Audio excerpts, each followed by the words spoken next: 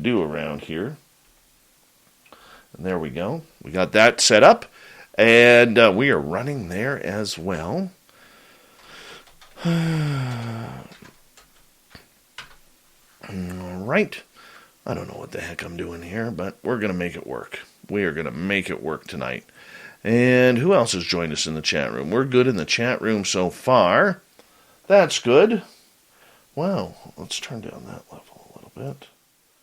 Let's go 70, 79. There we go. And we got about 25 seconds. Trinitro, how are you? Sensational Sherry. Nice to see you again. Look at that little guy. New grandson there. The gorgeous Sonia's News has returned. And remember, the Super Chat is open. It's a great way to support what we do on this show on a nightly basis. Thank you to all the veterans who are tuning on in. We're going to rock here in just a few seconds. So sit back, relax, high gorgeous oracles, and do me a favor, get your horns up, because it's time to rock.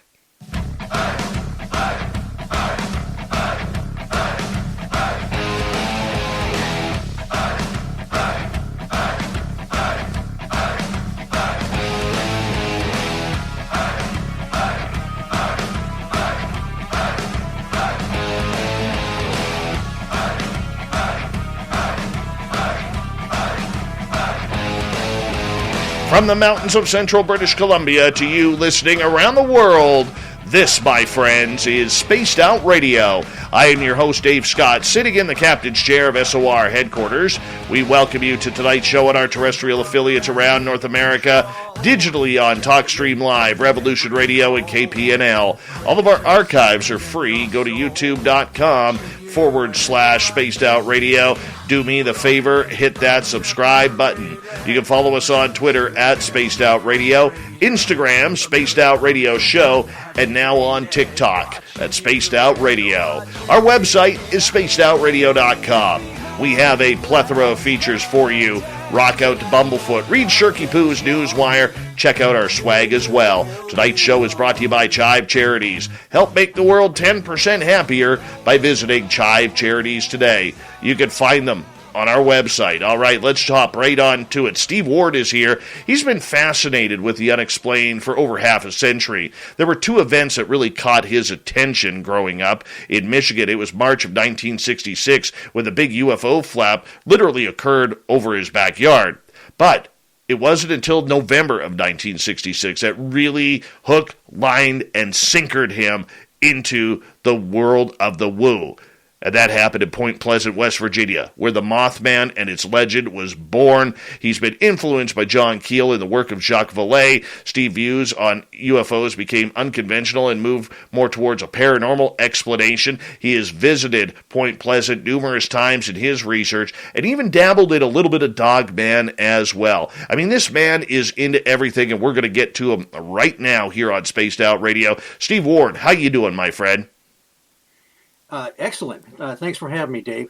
Looking forward to it. We're very much looking forward to having you here as well. 50 plus years of studying this weird stuff, man. I mean, that's a long time to be in the world of the woo.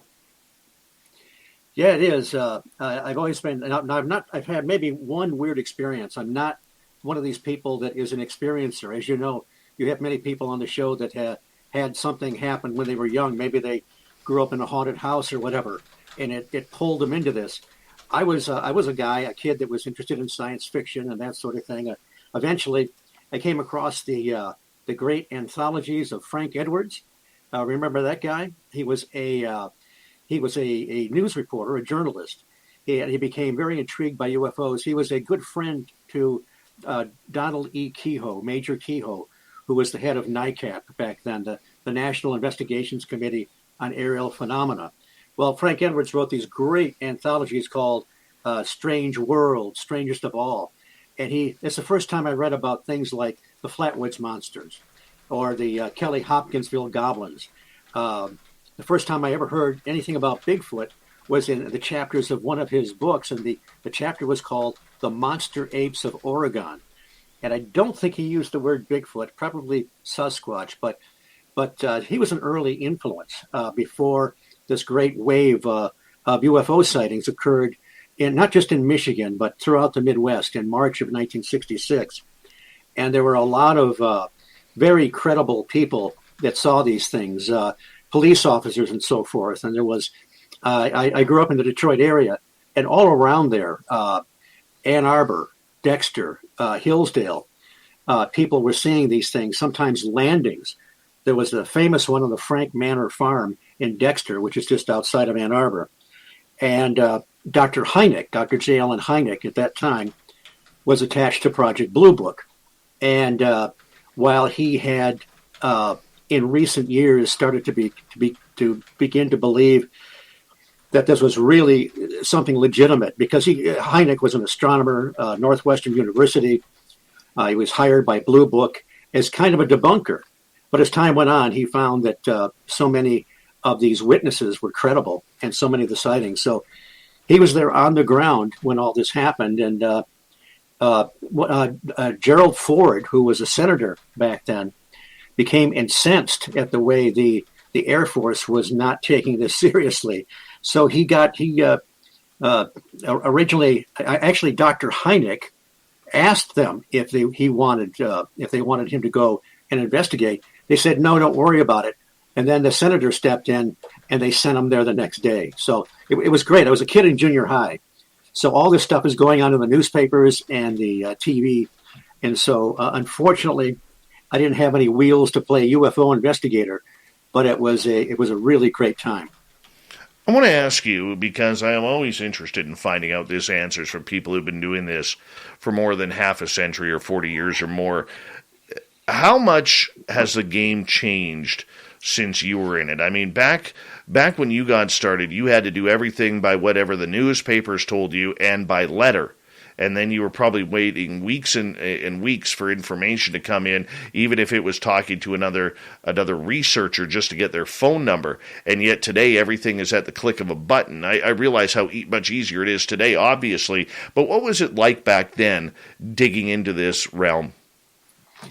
Well, we didn't have the internet, of course, but we did have, the 70s, for example, was a great time to be walking into a bookstore. You had all kinds of magazines devoted to UFOs and the unexplained. So that was a pretty great resource. And you just don't have that many print magazines anymore. Excuse me. You also had something called the UFO News Clipping Service, which unfortunately, it's been a few years since they've been publishing. But what they did was it started, I think it was Lucius Farish out of Arkansas that started it, and it changed hands a couple times. But they would gather, newspaper clipping services can be pretty expensive, but they would pull in all these UFOs and paranormal sightings, newspaper clippings, and they would put them in a format where for $5 a month, you would get a section on UFOs. It included a foreign section for reports all over the world, and also a Fordian section, i.e. Charles Ford. So that was a great resource. And the one thing about that was, every once in a while you would hear people say, well, we haven't heard much about UFOs for a while. Maybe they're not coming here anymore. Well, the mainstream media only would pick up a major UFO story every once in a while. I mean, you've got the Phoenix Lights, you've got the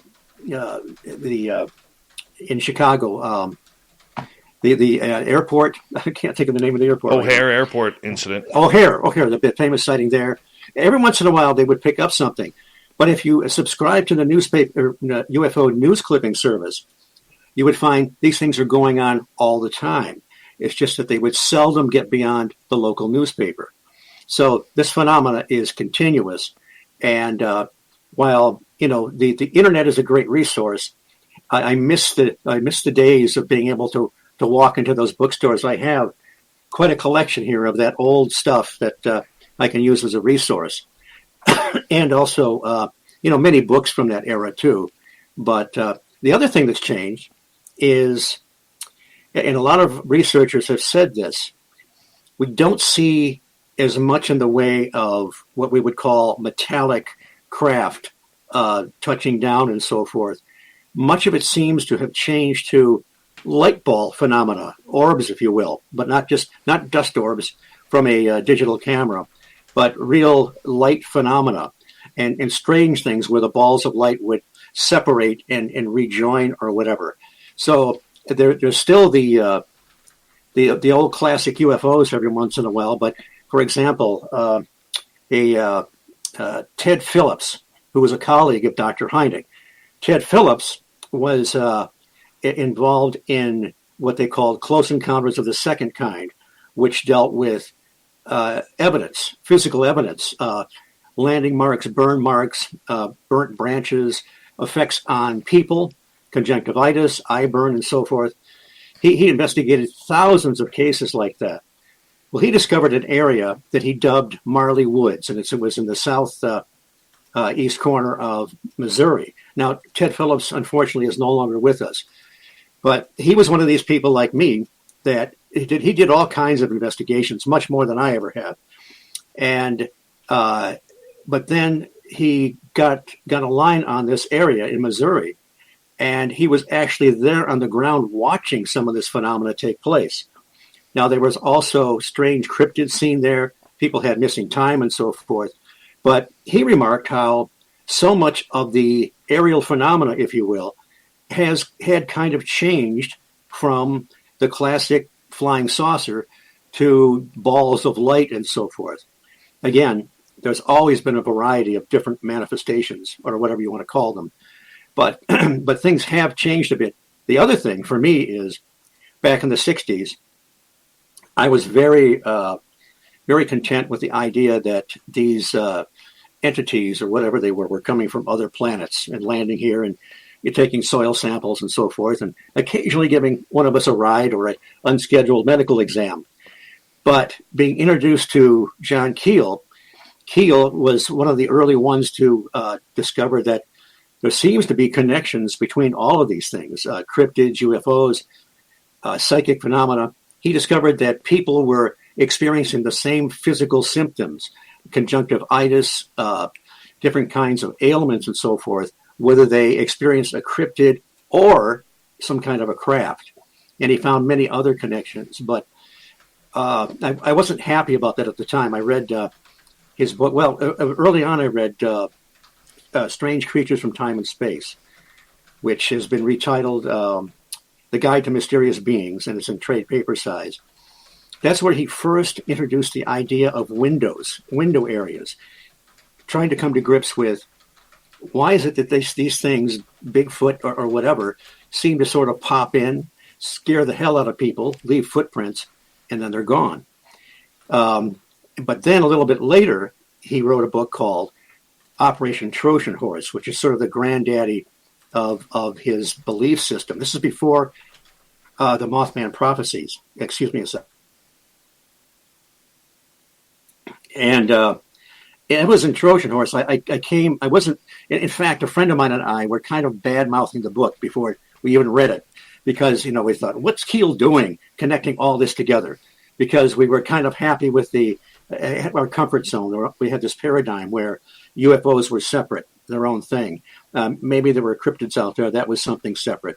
And, ghostly phenomena or poltergeist phenomena was again separate. But Keel really demonstrated that, and other really researchers have demonstrated that it really is all connected. It really is, and yet everybody wants to keep these phenomena segregated, Steve. Obviously you seem to have learned early on that there was connection between everything through the research that you were doing. Why do you think so many researchers out there fail to find that path? I don't know. I guess I look at myself, because I wasn't happy with the idea at first either.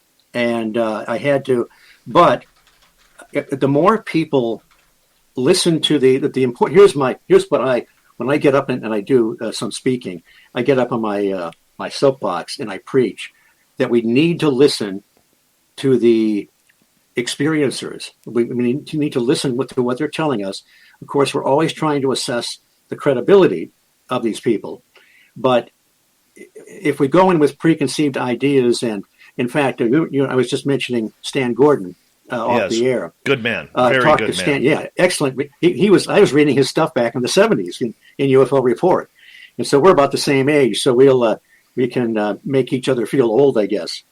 But he early on he made the connection between. Well, he did that. There was that great wave in '73 and '74 in southwest Pennsylvania with very strange Bigfoot-like creatures, and UFOs, strange lights, and so forth, which just doesn't fit well with people. But so no matter how you look at it, if you listen, what I was getting at earlier, Stan told me that now he's done a lot more investigating than I have, one-on-one interviews, and he would talk to some people that had been with other investigators, and they say they were asking about the Bigfoot they saw, and they said, well, you know what, I also saw this strange light land. No, don't want to hear about your UFO. I want to know about Bigfoot, and vice versa. They would sometimes people wanted to hear about. They didn't want to hear them. You saw a Bigfoot. I don't care about that. I want to hear about the spacecraft from Alpha Centauri. So there's a lot of that out there. And if people would look at take Ron Moorhead. Ron Moorhead is the one that yes. He and his team went out to the Sierra Nevadas with Alan Berry, the skeptical journalist who became a believer, and they captured the great Sierra sounds of Bigfoot, the Sierra Sounds they call them. He believed at first that Bigfoot was a flesh and blood creature, but then, and he wrote his first book, Voices in the Wilderness. But as time went on, he would find that batteries would drain from his tape recorders and the camera. They would see strange lights in the woods.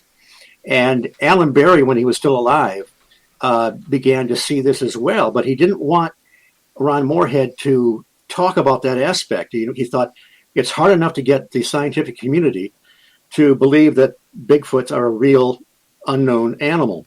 Let's not add the weird stuff. But once Alan Berry passed, Ron Moorhead felt that he was free to come forth. He wrote the next book was Quantum Bigfoot.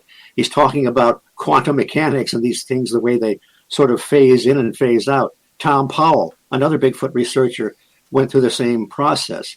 Jacques Vallee originally thought that UFOs were strictly nuts and bolts craft. But, if you follow the reports, if you follow the experiences, not only do you find these connections and so forth, but there are so many interesting patterns and parallels with so many of these areas. You and I were talking a little bit off the air about these high strangeness areas, like where the Mothman was seen. There were all kinds of stuff going on around there. And, the Skinwalker Ranch is in the news a lot. There are many, many of these areas of high strangeness or portals, whatever you want to label them, where these things all happen at the same place, and they must be connected somehow. There must be some kind of a common denominator. I will tell you that we were in the forest here in British Columbia back in 2018 where we actually heard the talking, and it wasn't until 8 months later I put it together, and it was almost exact to what we were hearing on the Sierra Sounds. Wow, sort of that, they call it sometimes sort of like a samurai chatter. Yeah, samurai chatter. Yes. And also Sally Shepard Wolford. She's the mother of Autumn Williams, another famous Bigfoot researcher. She wrote a book called Valley of the Skookum. And it covered, was like about 1973 to 1976. And that's when Autumn was about 3 to 6 years old. And she talked about all the, they saw in your face, flesh and blood Bigfoots. She would hear that kind of chatter at night near the cabin. And, some of their trash cans would be knocked over and so forth. But they were also seeing things like classic flying saucers, strange orange orbs following cars. There were even men in black showed up, some really weird dudes knocking on doors in this area. And some of the Bigfoots seem to glow at night, and some seem to be translucent. It just gets crazy. It really is, as we got about 4.5 minutes to go before we got to go to break at the bottom of the hour. Steve Ward is our guest tonight. Steve, let's go back into your story here. As we, when we come back from the break on the other side, we're going to get heavily into Mothman. What made you fall in love with this story? Well, it was the that March '66, the following November, the same year, there was this crazy report that came across the wire services. It went all over the world about this, and this is even before Mothman got a name. This winged humanoid chased two couples down Route 62, just north of Point Pleasant, West Virginia. And, you know, as a kid, I just thought that was pretty cool. A little bit later on, I heard James Mosley. He was the editor of Saucer News, which was one of the publications of the time. He was being interviewed on the old Joe Pine show. And for those who don't know who Joe Pine was, he was the great, probably the first shock jock. And he was pretty rough on his guests. But James Mosley was talking about the Mothman. And then, of course, John Keel started writing about it years before he actually published the book, The Mothman Prophecies, which tells a good part of the story. So it was just very intriguing because of all the... I was the guy that was there when the Mothman Prophecies came out in hardcover with the dust jacket. It didn't sell very well when it came out, but I knew that baby was coming out. I had already been through Operation Trojan Horse. I had been gone through, I don't know, a ritual of fire in changing my thinking. And I couldn't wait to get my hands on that book. And the next year, I took my first visit to Point Pleasant. Interesting. So for you, as you decided to make that trek to Point Pleasant, did you feel a calling or a pull that was leading you there? I just, you know, you read a book sometimes and you have to see the area. I didn't have much time. And I was visiting some friends south of Buffalo, New York. So I drove down, that must have been Sunday, and found the Low Hotel quite by accident in Point Pleasant. I had a map. I kind of knew where I was going. I was going to go out to what they call the TNT area, where they first saw this thing. We can talk more about that later. But I just had this strong desire to see the area, and I just kind of put a vision to it, images to what I had read in the book. As you were going into West Virginia and decided to go to Point Pleasant, we got about 90 seconds to go here before we got to go to break. Did you feel that you were, you know, going to see something? Did you just feel it's like when disasters happen or when something big happens, people just feel they need to go to that place or that area where an event took place just to feel it for themselves? Is that kind of what you were going through, or were you on a mission to try and get information? It was information. I remember having kind of, I don't want to call them butterflies in my stomach, but I was doing this alone, and I didn't really know what I was going to find. But I wasn't going to talk to anybody because this was only 10 years after the bridge tragedy, and we can talk about that later too. But at the end of these events, 13 months to the day when the couples had that first sighting, the Silver Bridge collapsed and 46 people lost their lives. I didn't want to talk to somebody about the Mothman, like a fanboy or something like that, when perhaps they had lost a relative or a friend on the bridge.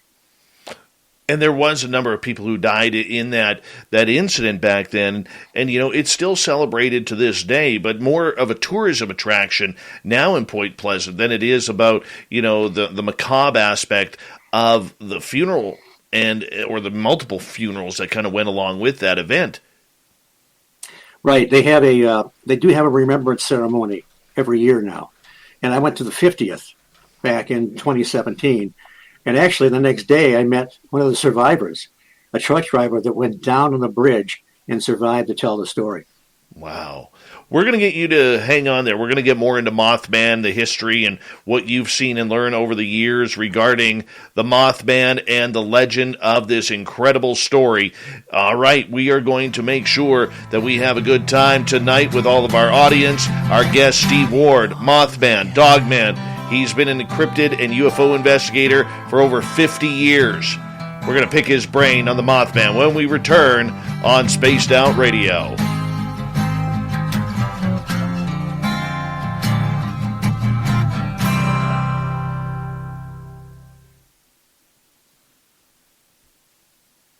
All right, we're clear. Hey, space travelers. This is John Resig, founder of the... We're clear. That was a good half hour. Nice warm up there.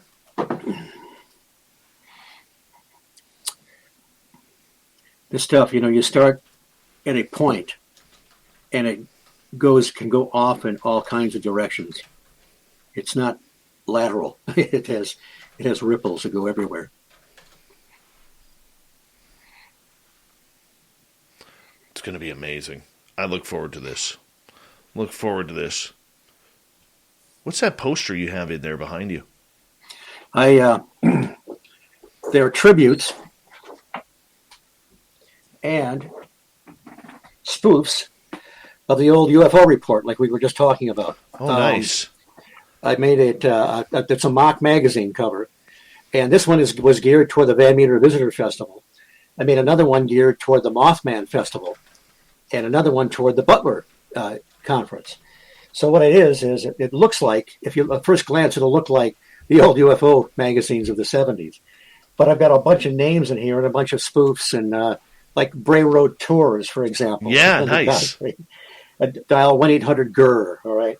And all my friends are in here being poked fun at, and so they come up with different ideas and those are awesome. You need to put those on the market. Well, what I've done was I can they're pieced together. Each section I have several pieces of, so it takes a while, but I can piece several of them together. I have distributed. Jeff Wamsley, he's got one. His daughter has one, and her husband.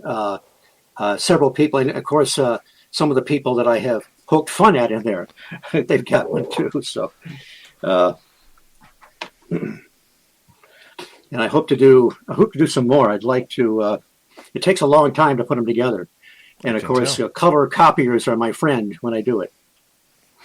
I use vinyl stick-on lettering because nice. I'm not adept at. I'm not a draftsman where I can do this perfect lettering. Me neither, man. Me either. But it takes a long time with little tweezers, and it's fun getting the image of what I want to do and then figuring out how to do it. I turned a couple guys that wrote the Van Meter Visitor. Made them look like Men in Black. Oh, perfect. Dastardly Men in Black, but they have been silenced. Was the article. Kaiju is asking if you could show the Amazing Stories one right on your left. Yeah.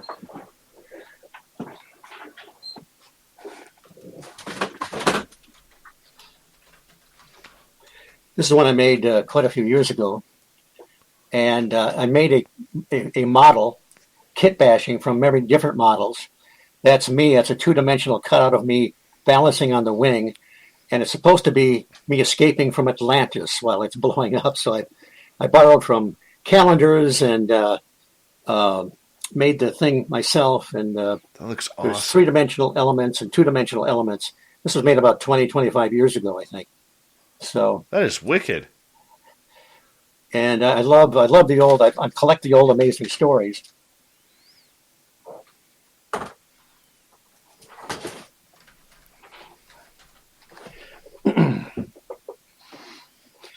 I spoke about the Shaver mystery at the Van Meter Visitor Festival. If you remember, Richard Shaver started hearing voices on his welding torch, and claimed they were from the evil Darrow that lived deep beneath the earth, and they would send these rays out from their ancient mechanisms to it was kind of another devil theory. They would create car crashes and make people stab each other and so forth. All right, my friend, we got 1 minute. Okay. I'm glad the audio is working tonight.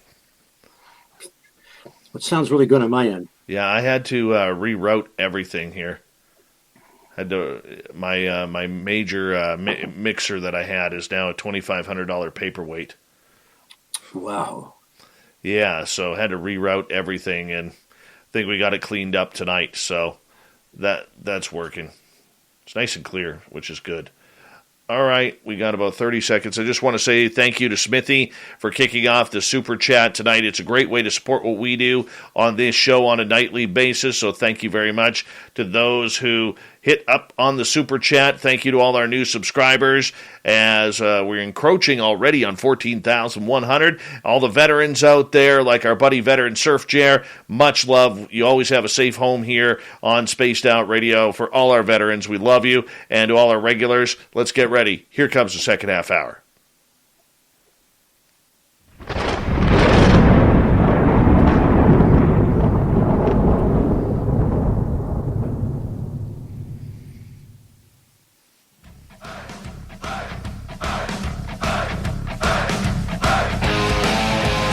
Second half hour of Spaced Out Radio is now underway.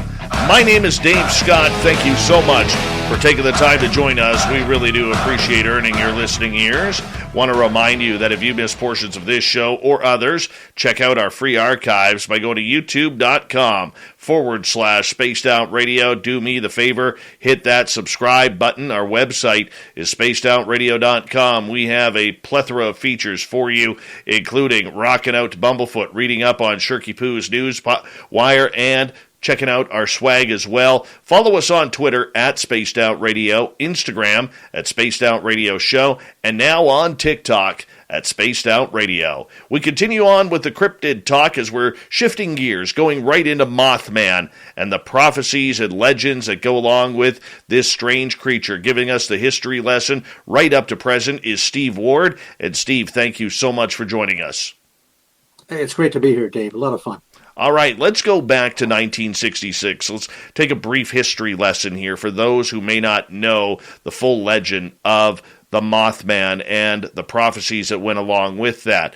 Fire away, 1966. November 15th, 1966. The Scarberries and the Mallets. There were two married couples, and they were cruising through an area called the TNT area.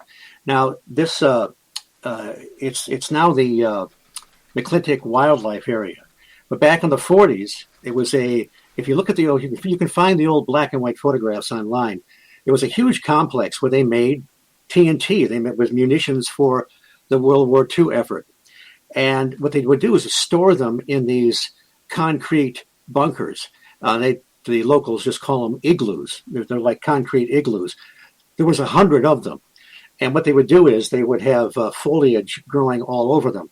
So if, God forbid, the enemy got that far into the U.S., they could fly over them, and it would just look just like terrain. They wouldn't know that all kinds of munitions and explosives were stored there. Well, long abandoned, even in the 60s. This place is, if you go there in the daytime, it's creepy as hell.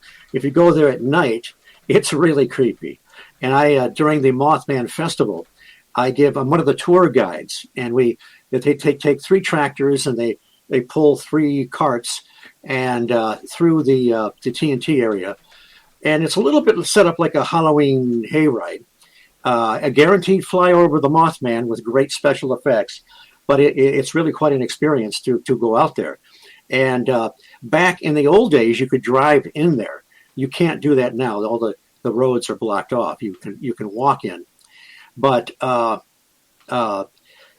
so they were actually it was sort of a lover's lane out there, and the Scarberries and the Mallets would go out there and have a little fun. Sometimes sneak up behind a couple in a warm embrace and flash their headlights on them.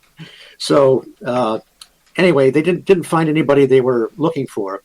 And they were going by the Old North Power Plant, and they saw something, some kind of a shadow, an image, something, and they got closer, and it was humanoid. It had wings. Linda Scarberry said it looked like one of its wings was caught in the fence, and the really striking part of it was it had these piercing red glowing eyes, not eye shine, but something that seemed to generate its own light, and they decided to get the hell out of there.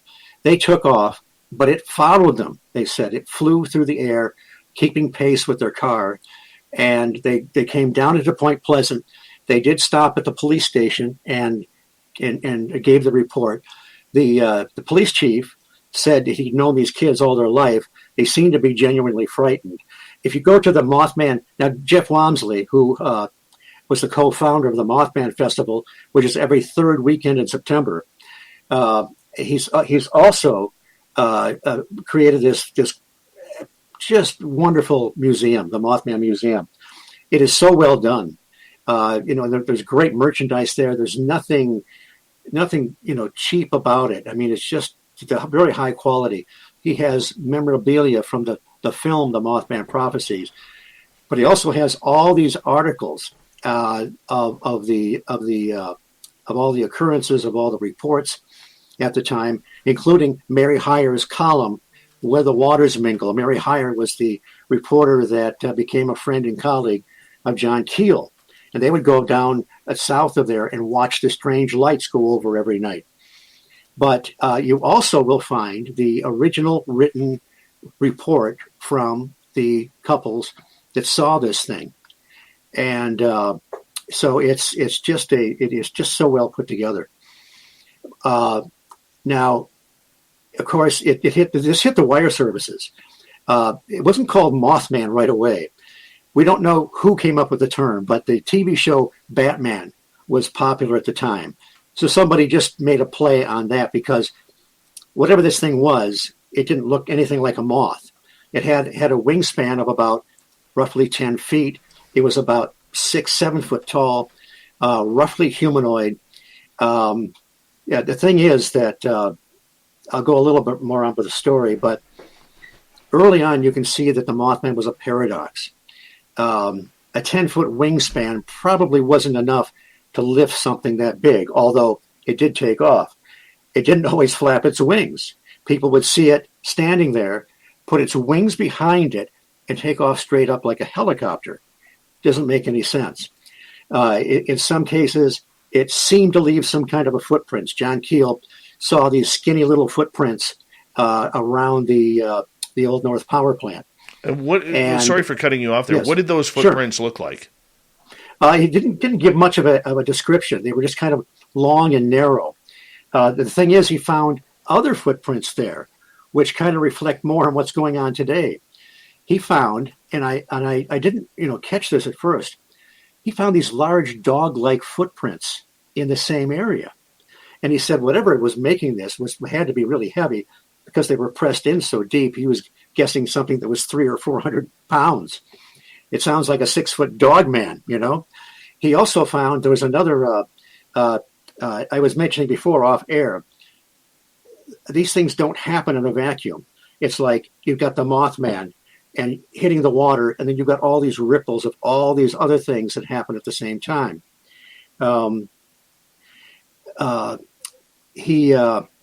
I just lost my train of thought there. What did you just ask me? Oh, just in regards to the footprints, what they look like. Yes. Okay. Yeah. He also, there was a really bizarre sighting closer to Charleston of a sort of a retro UFO.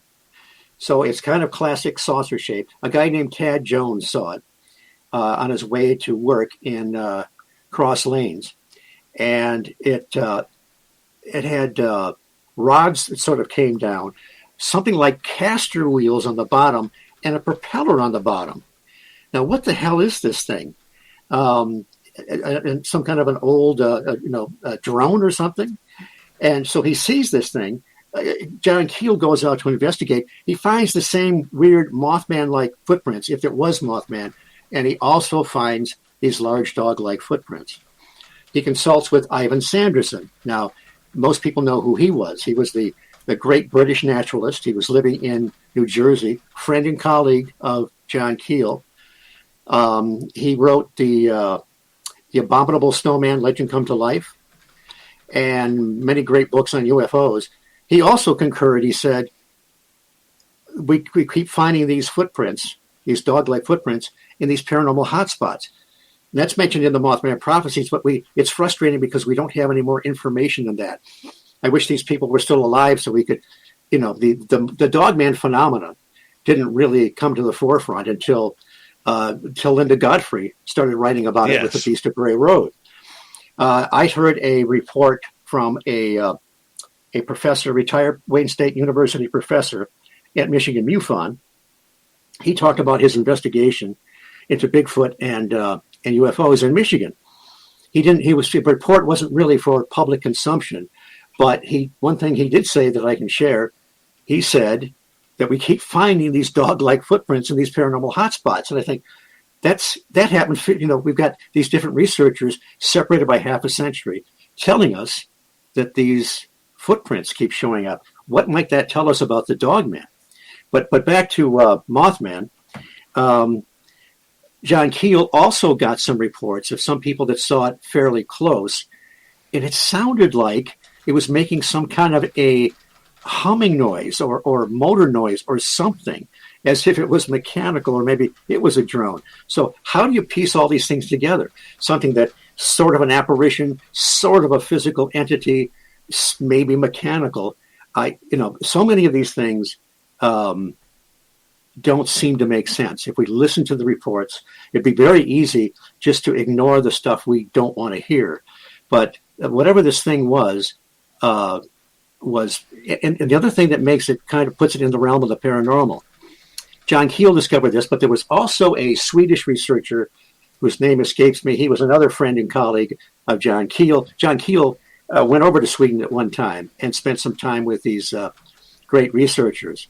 But this one gentleman interviewed even more witnesses of the Mothman than John Keel did. And almost all of them had an outbreak of poltergeist phenomena after they got home. Weird. There have been reports of people, having a close proximity with a UFO and maybe nothing else, and also having that kind of an outbreak. What possible connection? You just have to wonder, how is it what's the connection? What makes that happen? And it makes it seem that there's something more to Mothman than just an undocumented creature. So fast forward to today, where we see these creatures popping up in Indiana, in Illinois. Lon Strickler, Butch Wachowski have done a lot of work on these creatures. Eric Altman has also joined in, and we'll get back to the history in a minute. But do you think this is a different creature that we are dealing with today that people are encountering compared to what was happening in 1966? Yeah, I think so. I'm a little skeptical of some of those sightings. I know I have a couple sources from MUFON that some of the early sightings were coming from the same IP address. So I think we have to be very careful, because sometimes there's a mixture of legitimate reports and then reports that are fabricated. But to answer your question, I tend to think that, so many times people will they'll talk about some kind of a winged creature, whatever it is. Well, it's the Mothman. Well, the Mothman, whatever it was, even if it was an apparition of some kind, had kind of a specific look to it. There was the Linda Godfrey investigated what they called the Wisconsin man bat that goes back to I don't remember what year it was, but it's the last 10 or 15 years. And that was something very different. It was like a big, ugly bat. It came very close to the window. The father and son saw this thing, didn't look like anything they'd ever seen before. And they both became very ill afterwards. There was some kind of a real negative effect to it. So I think we have to, there was the years ago in the 50s, I think there was the Houston Batman. There are other birds that kind of fall more in the Thunderbird category. So I'm a little hesitant to say it's the same thing. The only report that actually looked a good deal like the Mothman happened almost exactly 3 years before the Scarberries and the Mallets had their sighting in the TNT area. And that we have to go to Kent, England. Kent, England, there were some kids coming home from a dance. They saw a strange light land down behind a grove of trees. And then they saw another light, and it's not clear, but the light may have morphed into this thing. And it shuffled it like the Mothman did when the Scarberries and the Mallets first saw it. It was kind of shuffling on the ground. This thing did the same thing. This thing didn't look like it had a head. Mothman, the eyes were kind of sunken down in the chest, it seemed, or nobody really got a very good look at it. So that was actually, except they didn't report anything about the eyes. The eyes did not have that red glow.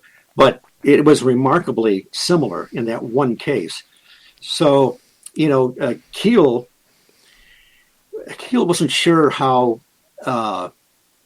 physical these things were. He thought perhaps they were temporal or paraphysical, and that they may have all come from the same source. He wasn't that concerned about what the creature looked like or how many portholes the spacecraft had. He thought that perhaps these were transmogrifications of energy. They may have been temporal. If you look at some of these the sightings over the years, there does seem to be kind of a reflective factor.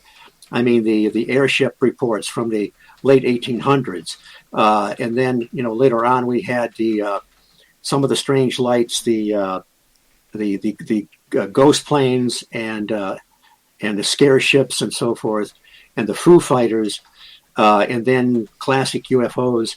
It was like a lot of these, even some of these strange ghost planes that they were seeing in Sweden.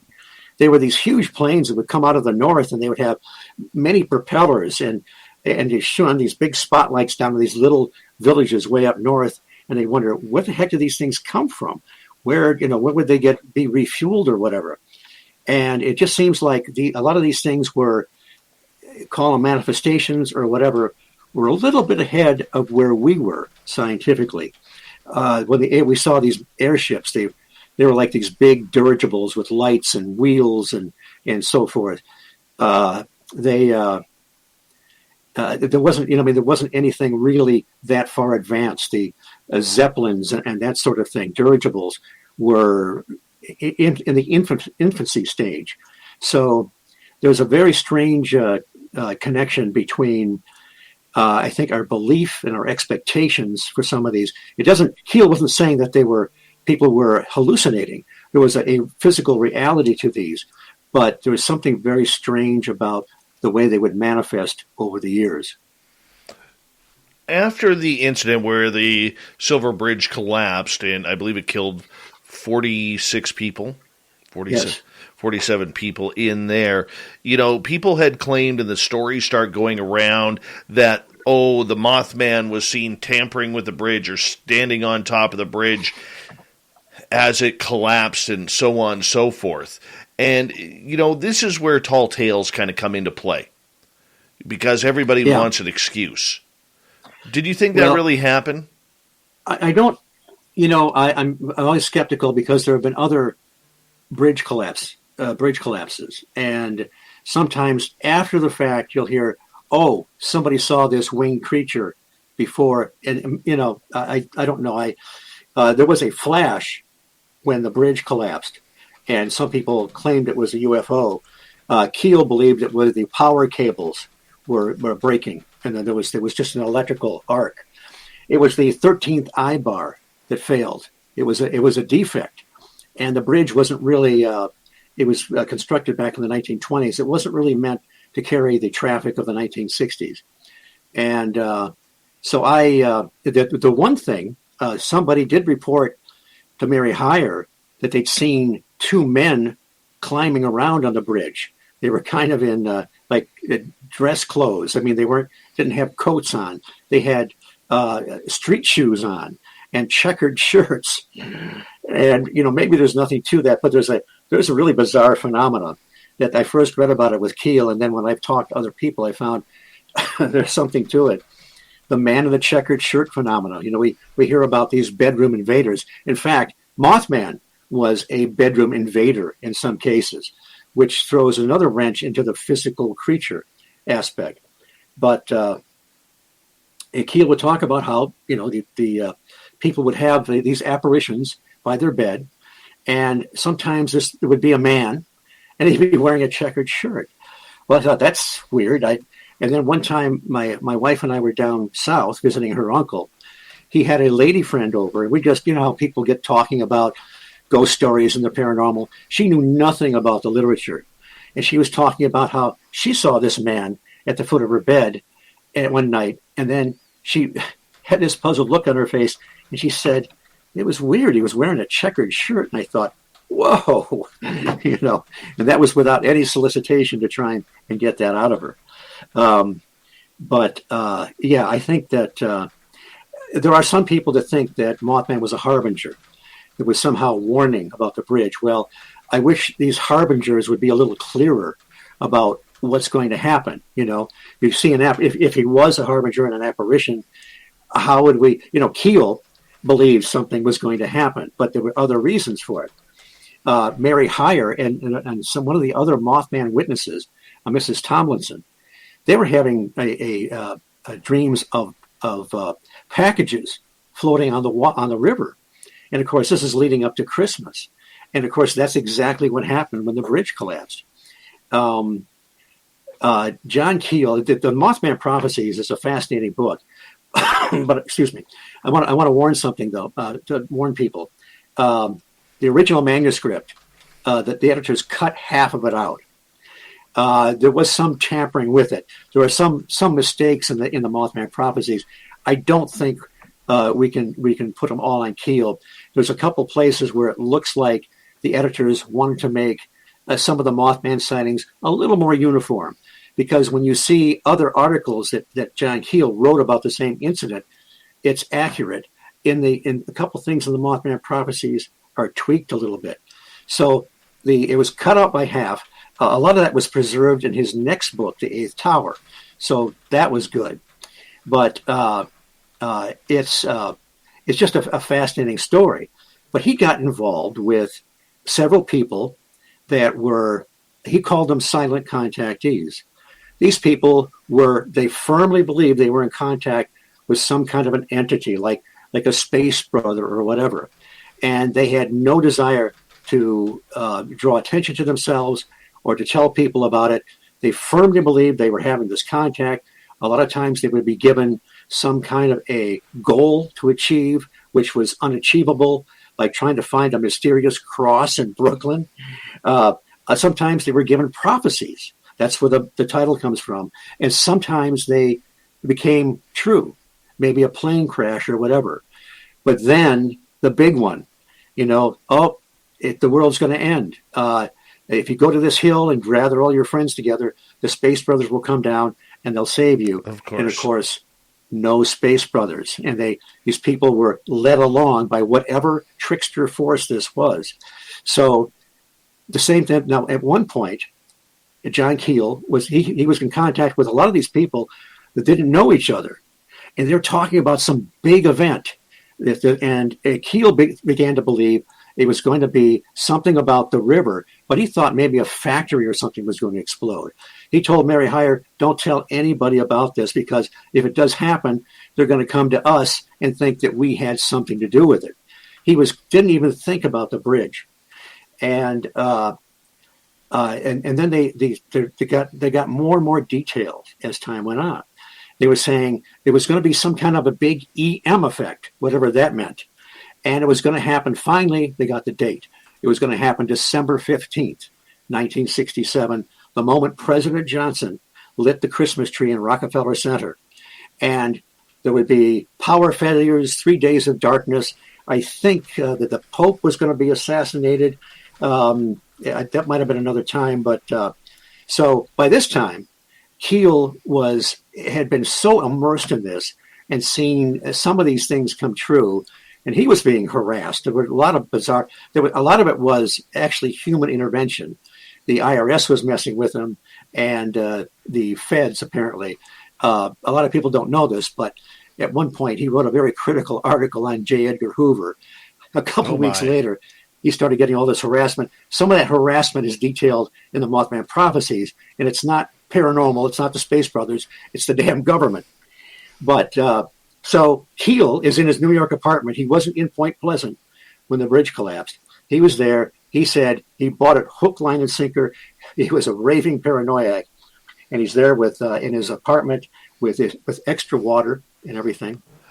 Steve, I'm going to get you to hold on right there. We're going to continue the Mothman talk when we return with investigator Steve Ward. He's been into cryptids and UFOs for over half a century.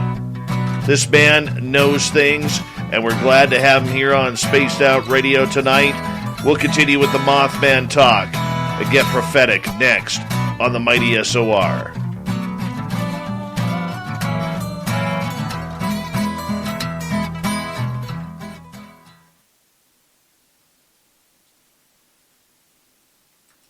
All right, we're clear.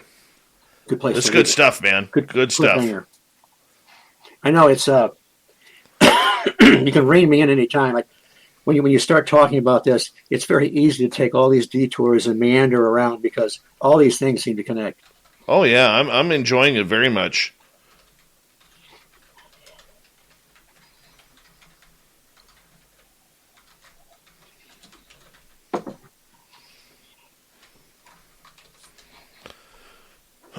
We got about 5.5 minutes. Okay. So nice time to relax here.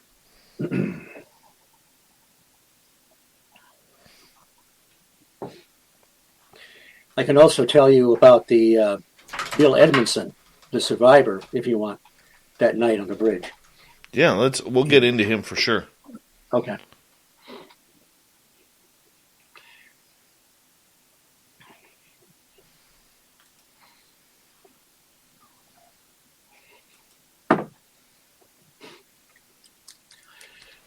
See if anything important is going on in my life here. Nope.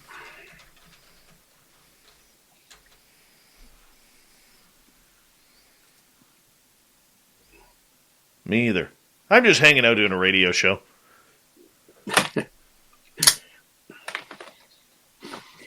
I have done several shows on Bray Road and the Dogman. Yes.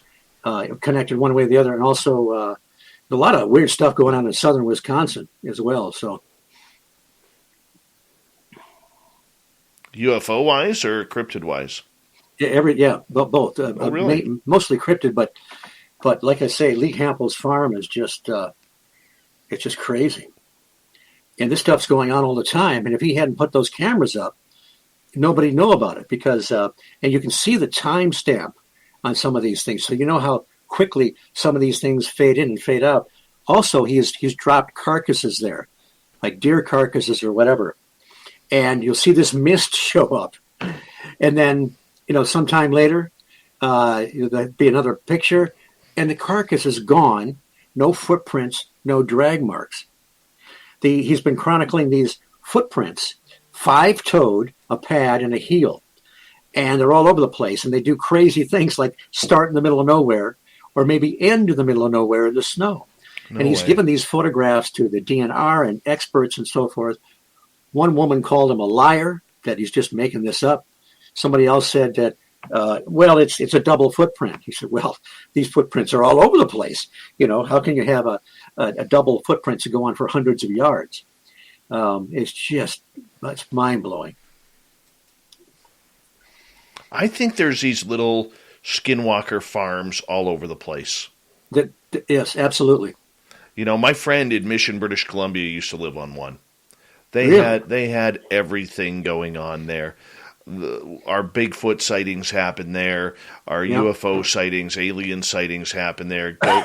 Ghost sightings, fairies. They had everything going on there. And all the other properties, as far as we knew, were silent. Nobody said a thing. But this one piece of property was just crazy. Crazy. Well, there are some people around Bray Road that won't talk about this at all. He's got a neighbor that doesn't like him at all and won't. He asked if he could put cameras on her property, and she said some pretty nasty things to him. We won't talk about that on the air. But some of the other people, they were the ones that told him. He said, there's something on your property, and we've seen it, and it's just at this one end of Bray Road. That's crazy. That is crazy. We got about 2 minutes here. Okay. That's just nuts. And you try to come to grips with we as rational human beings, if that's what we are. Doesn't seem like it, but we try to put it together. A, B, C. And man, it just doesn't make sense. There's a real sort of a trickster element, a mischievous element to so much of this.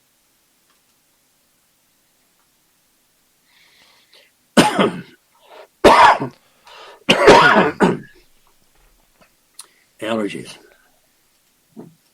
'Cause,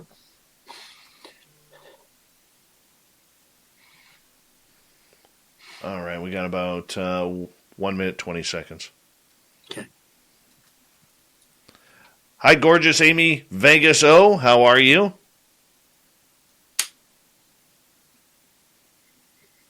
Amy's a fan of yours. Nice. Thank you very much. Chad Smith, the Chad Smith, has arrived, people. Oh, hey, Clam. How you doing?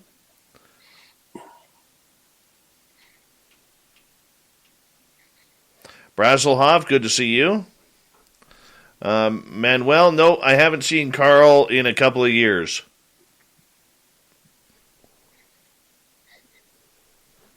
Chris Mo in Austria, good morning to you. How are you?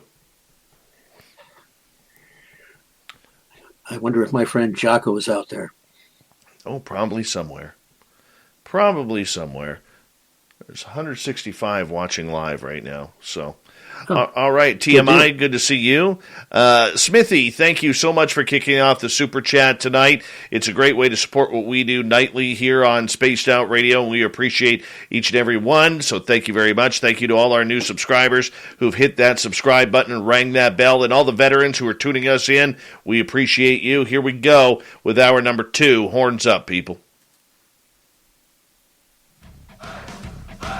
You're listening to Spaced Out Radio with Dave Scott.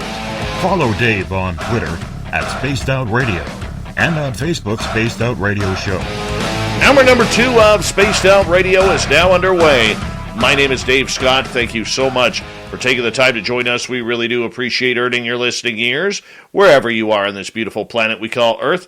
Hello to everyone listening in on our terrestrial affiliates around North America, digitally on TalkStream Live, Revolution Radio, and KPNL. All of our archives are free. Go to youtube.com/Spaced Out Radio. Just do old Davey the favor, hit that subscribe button. The Desert Clam has set the password for tonight in the SOR Space Travelers Club. Tentacles. Tentacles is your password. Use it wisely, Space Travelers, as the Clam sets the password each and every night right here on Spaced Out Radio. Our website is spacedoutradio.com. We have a plethora of features for you. Rock out to Bumblefoot, read Shirky Poo's Newswire, check out our swag as well. Follow us on Twitter at Spaced Out Radio, Instagram, Spaced Out Radio Show, and now on TikTok at Spaced Out Radio. We continue on with legendary researcher Steve Ward, over 50 years looking into everything from cryptids to UFOs, extraterrestrial contact. Mothman is the topic. Dogman coming up in just a little bit. Steve, welcome back. Great to be back. Dave, that might be the first time I've been called legendary. Well, why not? Why not? Nice, nice high and tight beard like that. You totally deserve it, my friend. Totally deserve it. We like a good solid beard around here. I want to ask you before we continue on, do you believe in Mothman? Yes. There were, John Keel talked to a little over 100 people in that year that saw something. Most of the reports were the same, same general, the dark coloring, about the same size, humanoid, wings, red glowing eyes. Now, there were people, in these areas, these hotspots, people always will see other things. A very famous witness, Tom Urey, and his report is incorrect in the Mothman prophecies. Tom actually saw a thunderbird. This thing had a 10 to 12 foot wingspan, and it was just a giant bird. He said, look, it was not a condor. It wasn't this. It wasn't that. I would take a lie detector test. I was able to meet some of the original witnesses of the Mothman at the Mothman Festival. Jacques was able to get some of them together, and they were at a table. Linda Scarberry, now she's no longer with us, but I was able to talk to her one-on-one. Faye DeWitt, who's not mentioned in the book, she had a close-up sighting of the Mothman, and Tom Urey was there. Now, Tom Urey, there was something. Mary Heyer wrote about his sighting in her column. Now, she got some. I think, if I remember correctly, she implied that it had come from the TNT area or something like that, but it didn't really. She colored it up a little bit, and Tom didn't appreciate that. Now, they were friends, Tom Urey and Mary Heyer, But he told me the story several years ago, about 40 years after the fact, I guess. He said, he went in and talked to Mary. He said, Mary, I ought to kill you, joking, of course. And she said, don't worry, Tom. This will all blow over in about 2 weeks. Well, here it is 4 decades later, and it had not blown over at all. But the point is that, and he thought, with Tom Urey, when I talked to him, he had not met Linda Scarberry until that day. He had not met Faye DeWitt. We think all these people live in the same area. They all saw the Mothman. They all know each other. It's not true at all. He thought that they were seeing the same thing he did, only they were just so freaked out by it, they colored up the details or just imagined something scarier than a big bird. Well, he was, they made the film, The Mothman Prophecy, in about 2002.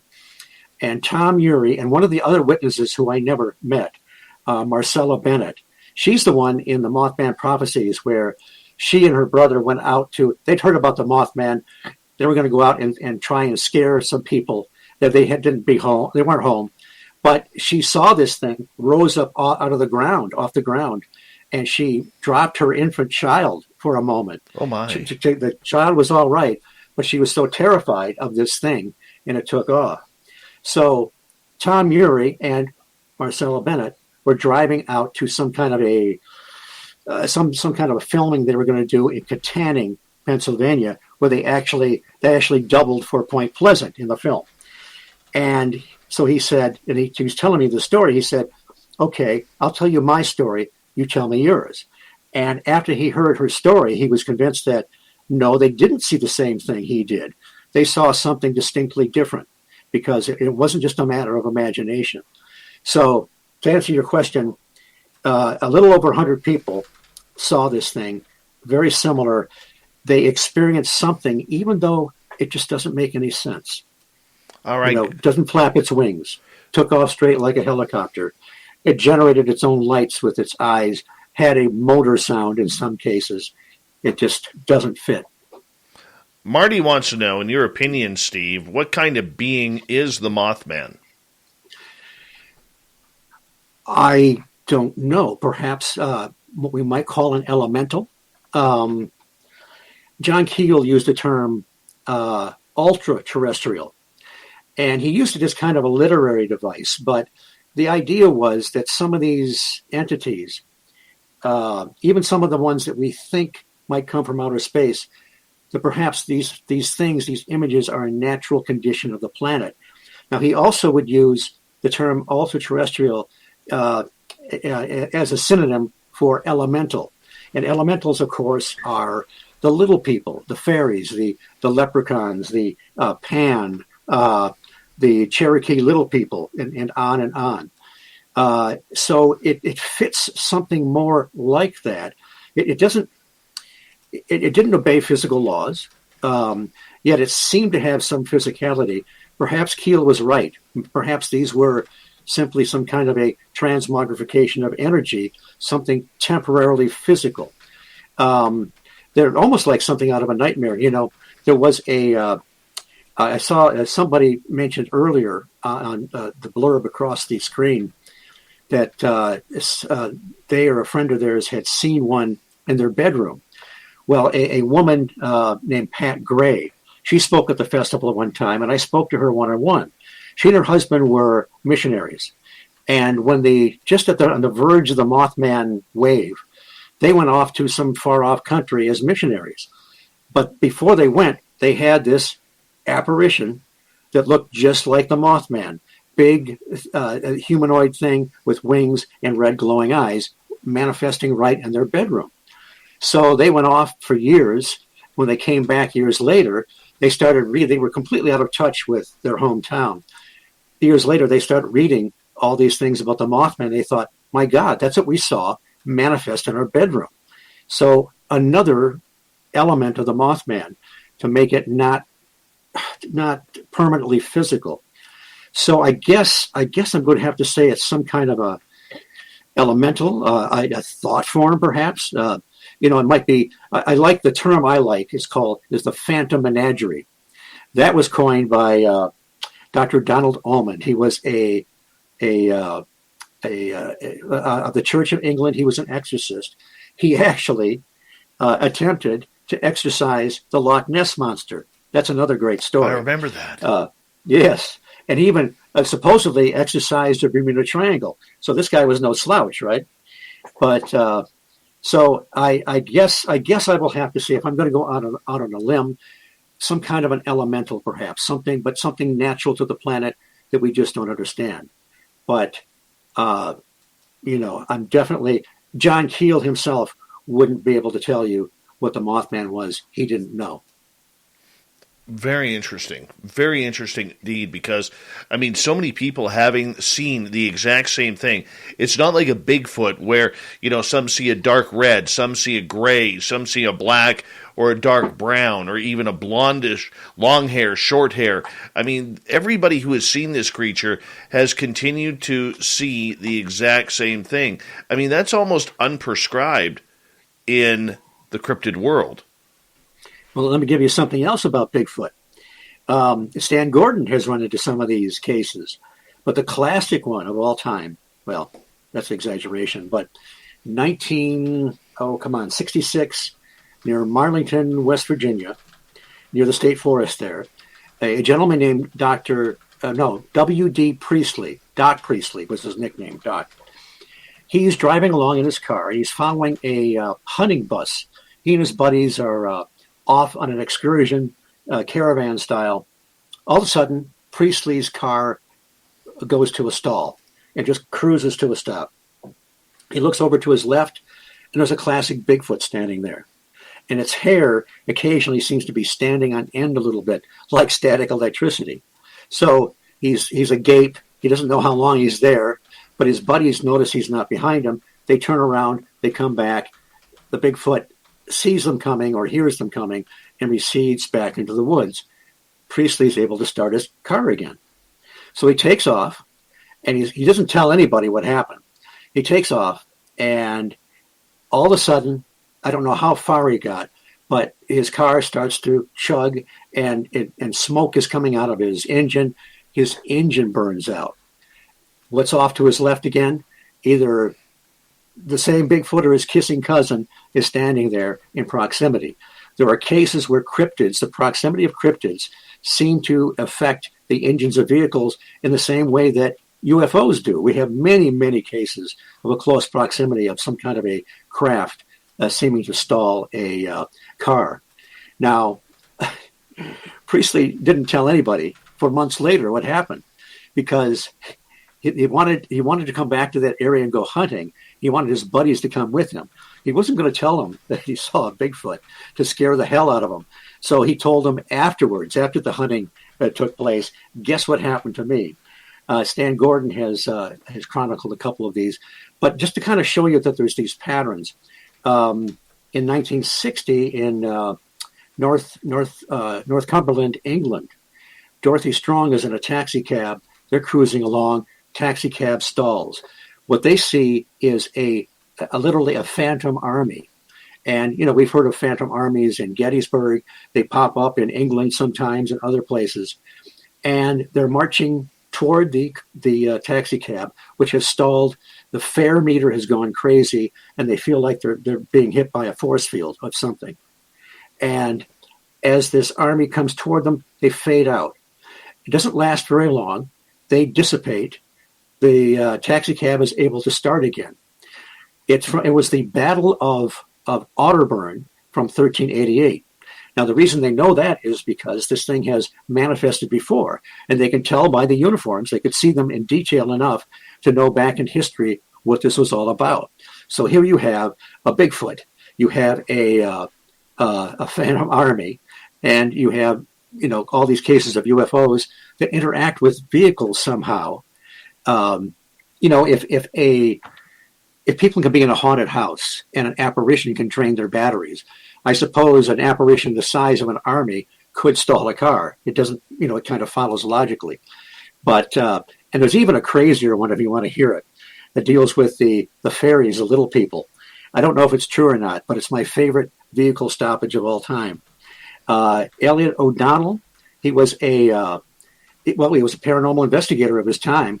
He wrote books in the late 1800s, early 1900s, and he had one was called Ghostland. And this story was about his uncle by marriage. And he was driving in a cart with his servant named Dunkley, right?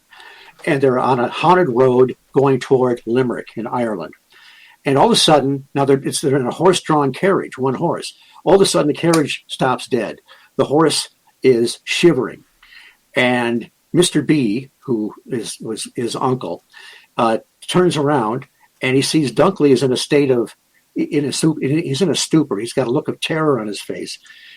Mr. B looks down, he sees these little shadowy forms swarming.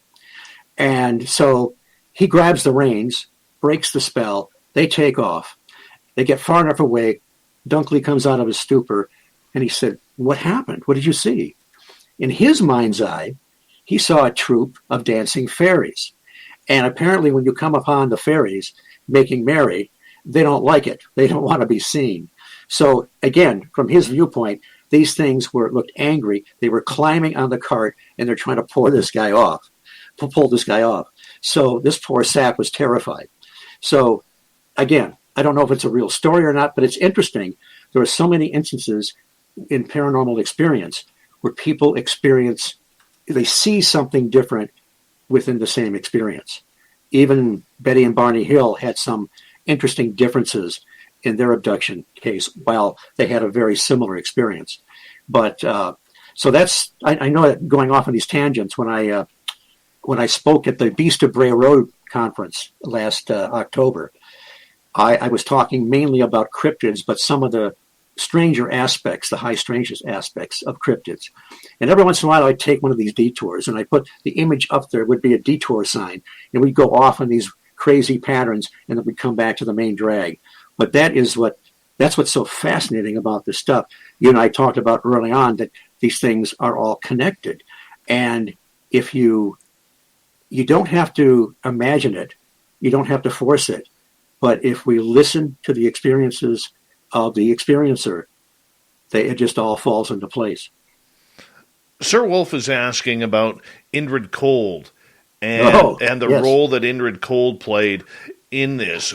For people who may not know, who is Indrid Cold and the relevancy to the Mothman story? Indrid actually showed up a couple days before that major sighting. And Indrid is more of a... Woodrow Derenberger is the man that said he contacted him initially. Or I should say, Mr. Cold contacted him initially. Woodrow Derenberger fits more the contactee mold. You know, we have the abductees where they're taken without any. I mean, they don't have a choice. The classic contactees, like George Adamski, who supposedly contacted the Venusian in the desert in California, and all these guys, including Woodrow Derenberger, it was more of a, we want the contact. We want to go with you. It happened on, it was earlier November, before the first Mothman sighting. And he was driving on Route 77 near Parkersburg. He was a appliance salesman. He sees this craft. He's on the highway. I guess there's no cars around there at the moment, but he sees this craft. He describes it as kind of a, if you could imagine the chimney of a kerosene lamp, where it's kind of wide in the middle and then tapers at each end. This kind of a craft, at first when he saw it coming up around him, he thought it was a car, but it wasn't. It came around, it cut him off, he pulled off to the side of the road, and this strange character with his hair slicked back, his arms crossed, pardon me, in some kind of coveralls, told that his name was Cold. He didn't have a first name at that time. And he had this pointless conversation about, he asked him what the lights were up ahead, and Derenberger said, well, it's a city. And he said, well, we call those gatherings. And it was if this guy was really a visitor from space, it was one of the most mundane, boring conversations you could possibly have. And then he said, I will see you again. He gets in his craft and he takes off. Supposedly, there were other witnesses that saw this man and saw the craft there. as the story unfolds with Derenberger, he gets, as with many of the contactees, while there may have been an initial experience that was real or had some reality, he seemed to embellish later on. He wrote a book called Visitors from Langulos, and he seemed to embellish a lot of the, supposedly he went to the planet Langulos, and the whole trip only took an hour and a half. On the other hand, there's more to the story, because before Woodrow Derenberger had a story, and he went to the newspaper, he went to the police, it was interviewed on TV and so forth. A few days before that, Mary Hyre had this man come to him, wasn't come to her. It wasn't Derenberger, and he told almost exactly the same story. He and his buddy were traveling on Route 77. This spaceship came down. They talked to this guy, didn't get a name of this entity, and and that was that. And he was going to come forward with it. He was going to talk about it in the news, give the story to Mary Hyre, and then later on he changed his mind. So he is on the phone with Keel and Hyre, and the guy says to Keel, he says, "Yeah, that scientist fella said we should forget all about it." And Keel said, "Scientist fella?" She says, "Yeah, he seemed like he knew what he was talking about." And so Keel said, "Well, how did this guy know? Because you didn't tell anybody else, right?" He says, "Damned if I know." So somebody came and wanted him to be quiet. So Keel forgot about it. The guy's anonymous. It's not worth reporting. A few days later, Woodrow Derenberger tells the same story. And then several months later, there was a woman across the river in Gallipolis, Ohio. He calls her Mrs. Bryant in the Mothman Prophecies. She was leaving. She was a nurse, I believe. She was leaving the hospital or the doctor's office, whatever it was. She remained anonymous. And she saw this craft come down in the parking lot. It's late at night. These two men come out that sound very much like Indrid Cold and this other guy, and another pointless, mindless conversation. And she doesn't, she's kind of paralyzed. She can't do anything about it. And they leave. They take off.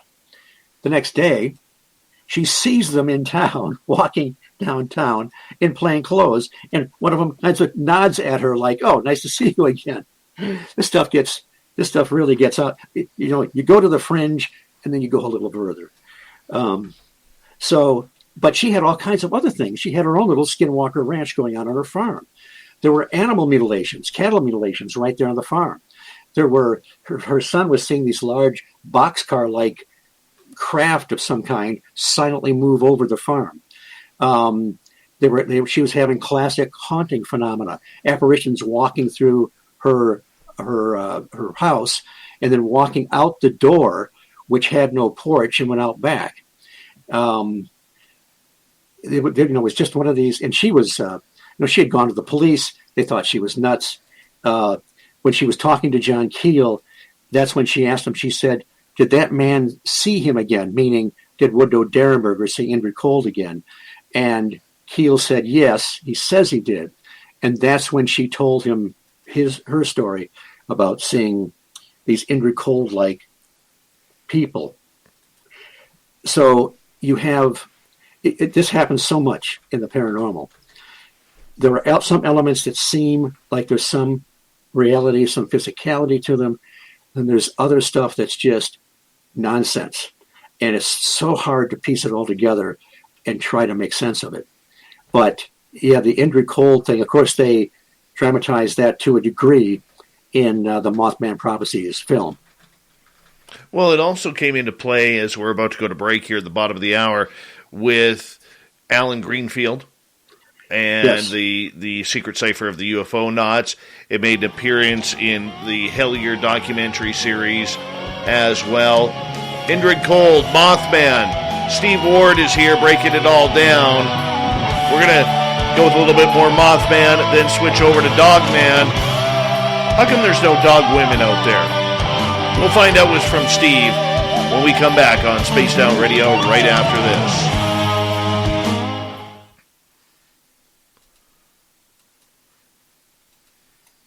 Hello, this is your guitar man, Ron Bumblefoot. All right, we're clear. Flying on by tonight, man. Yeah.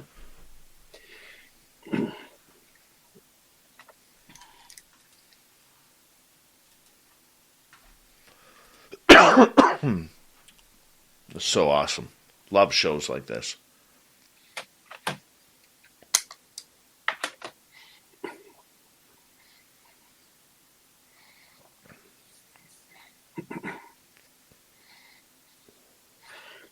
And there are so many of these areas that you can find in the literature. There's a fascinating book that was written by F.W. Holliday, who was the Loch Ness researcher that went through the interesting evolution where he thought Nessie was a plesiosaur, then it was some kind of an oversized mollusk, and then thought it was some kind of a paranormal entity. But he and Randolph Pugh wrote a book called The Dybbad Enigma. Dybbad was a county in southwestern Wales, 1977. And boy, you talk about the three-ring circus of the paranormal that was going on there. Just bizarre. 7-foot silver humanoids, little guys with curved noses and slanted eyebrows coming out of the same egg-shaped craft as the tall guys in boiler suits or whatever they were. Effects on the animals, orbs. People would, there were a lot of connections with folklore. People that were in proximity of these silver giants would develop a rash sometimes, some kind of a weird dermatological rash. Well, there was something they used to call elf burn that you would get if you were in close proximity with the little people. It's just, and then there was the displaced cattle on the Broadmoor farm. No, the Ripperston farm. And they'd be all penned up, and then they'd show up a half mile later at the Broadmoor farm. And nobody knew how they got there. One day, Billy Coombs, he put 16 of the cows in a pen and turns around to go in the barn, turns on the milking machines, comes back, and the cows are all gone. Where are they? They're at the Ripperston farm, the Broadmoor farm. I'm mixing them up. And, you talked, there was that incident on the Skinwalker Ranch where the bulls turned up in that little trailer. There was another, Alan Godfrey. I interviewed him. He's a classic abductee. He was a police officer in Todmorden, England. And he was called on this, where these cows showed up in this gated community. And they couldn't figure out how the hell they got there. No kidding. And this one lady, this older lady that had called out on him. Godfrey at first thought it was a hoax. And she told him, she said, I may be old, but I'm not crazy. And I know what I saw. And she had seen some kind of a strange light. It was after that Godfrey had his abduction experience.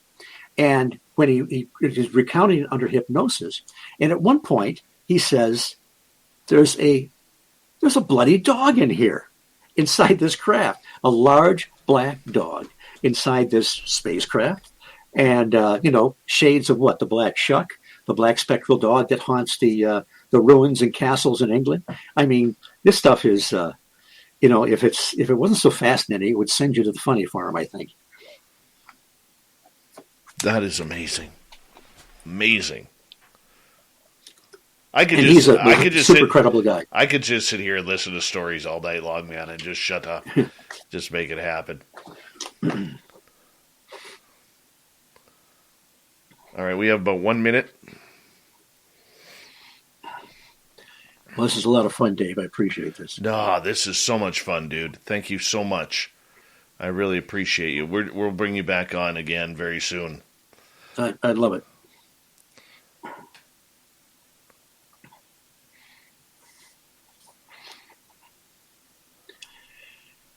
There's your, let's see here. Quickly, insider question here. Why am I not allowed? TMI. There's your answer.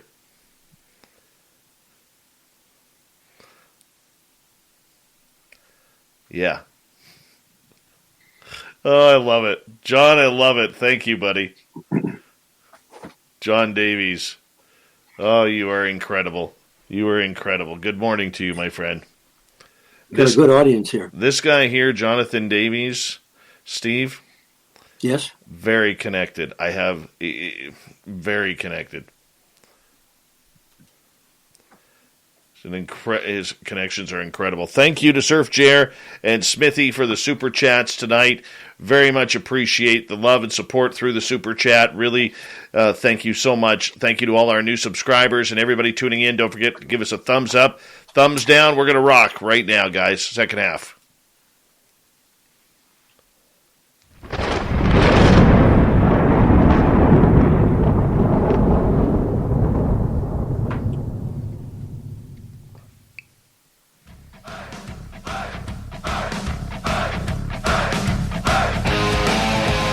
We pass the halfway point of Spaced Out Radio tonight. My name is Dave Scott. Thank you so much for taking the time to join us. We really do appreciate earning your listening ears. Want to remind you that if you missed portions of this show or others, check out our free archives by going to youtube.com/Spaced Out Radio.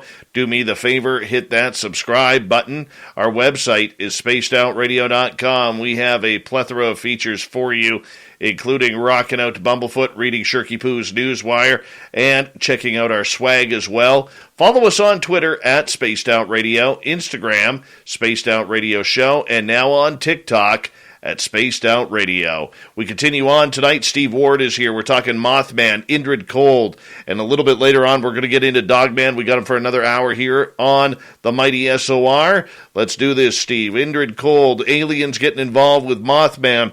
I mean, this Indrid Cold, we have seen him pop up everywhere for a while, and then he just disappeared. What do you think happened to him? Oh, boy. There was also in an old issue of Fate magazine, there was somebody that claimed that about a year later he showed up. You have to be careful of some of the, you might want to call them Johnny-come-lately reports. We don't know if that's true or not.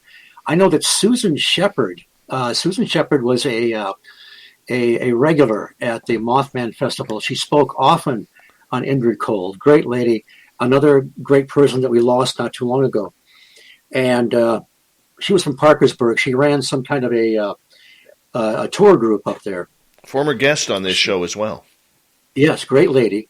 It seems to me that one of her relatives claimed to have had an encounter with Indrid Cold, and that would be in one of her books. She also told me that, now here, some of Derenberger's stuff, Keel believed this too, that Derenberger made up a bunch of stuff. But it seems like there was some substance to the original contact. It's just so hard to say. But Susan Shepard told me that sometimes his family would be going out, and he would say, you're going to see something. You're going to see a UFO, or however he put it, when you're out today. And sure enough, they would see something unexplained in the sky. So, another thing to put in the story that, gives it some credibility, I guess. But, he hasn't, when you get into the Men in Black phenomena, he actually kind of fits the profile of some of them. There's the Men in Black, by the way, Keel used it as a kind of a generic term because all these characters, whatever the hell they were, didn't always dress up in dark suits and fedoras. Sometimes they would come as Air Force officers who weren't Air Force officers. They checked on it later on, and there was nobody by the name of Major French or whatever it was. Some really bizarre reports would come out of that, although some of the Men in Black phenomena just seem to be, government goons showing up, harassing UFO witnesses, trying to collect their photographs. So another wide, complex subject where there's just not one answer. That's one thing I can say, that definitively in all of this stuff, there's not one answer to all these things, unfortunately. So that's why we're chasing our tails so much all the time. Well, I understand that, but Indrid Cold seems to pop in and out at the most mysterious of times, starting with the Mothman.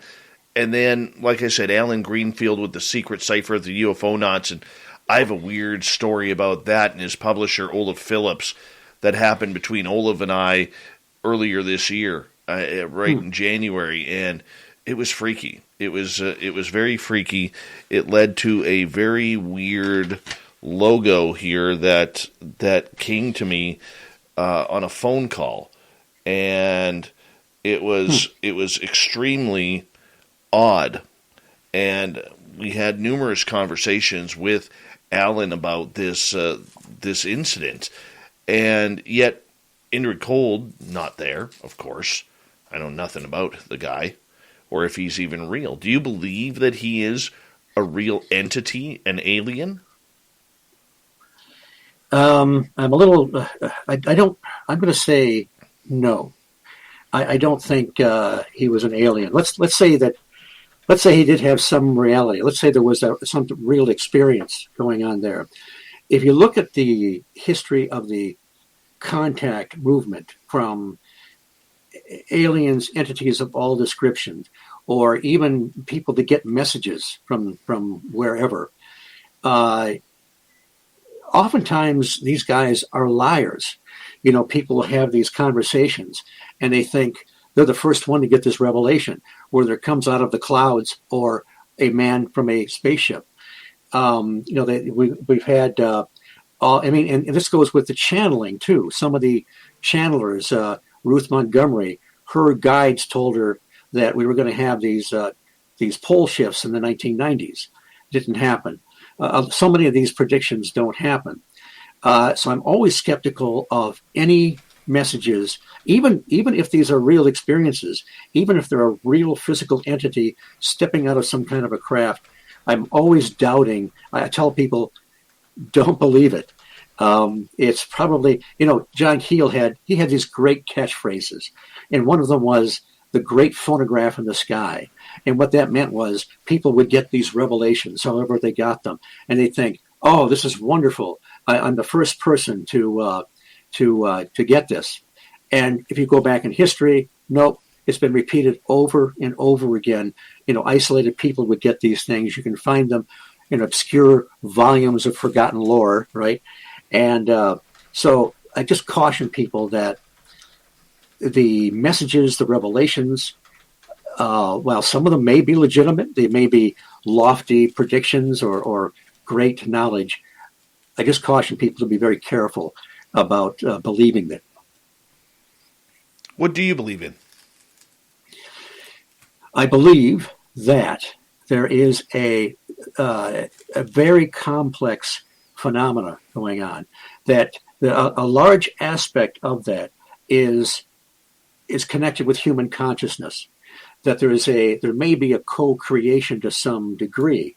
This is not the whole story, but when you look at John Keel, his ideas of ultra-terrestrials, transmogrifications of energy, the reflective factor, the way these things sort of reflect back our belief systems.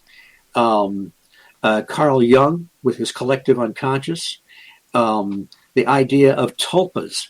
Remember Alexandria David Neal, who wrote Magic and Mystery in Tibet, is supposed to have created a tulpa when she was living with the Tibetans. They supposedly taught her how to create one of these things. And it didn't go very well. She created this jolly little llama, not the animal, but the sage, the seer. And she could only see this guy. And he was this fat, chubby little happy entity. And over time, he became mischievous. His appearance changed. And then a little bit further along the line, he got very thin and lean and very nasty. And she claims in her book that she had to actually destroy this thing with her mind. Well, again, we don't know if that's true or not. But a lot of these things may simply be thought forms. But that's not the only, I was on that track for a long time, very much influenced by Keel, and I still think Keel was 100 years ahead of everybody. But there also does seem to be Albert Rosales uses the term in his books, the others amongst us. There does seem to be, in some cases, some other intelligence, some other entities. They may be part of this planet. They may be ET. They may be coming from other realms, dimensions that we can't access. So there seems to be, and a lot of people don't like this, but both things seem to be going on. There seems to be some kind of an intelligence. There may be, if there's one crashed saucer, that puts it in the realm of the physical. I'm kind of skeptical of Roswell and many of the other claims, but there still may very well be a real physicality to some of this. So then how do we reconcile both of them? I think that there is some element of human consciousness that creates these phantasms, these images, or helps shape them.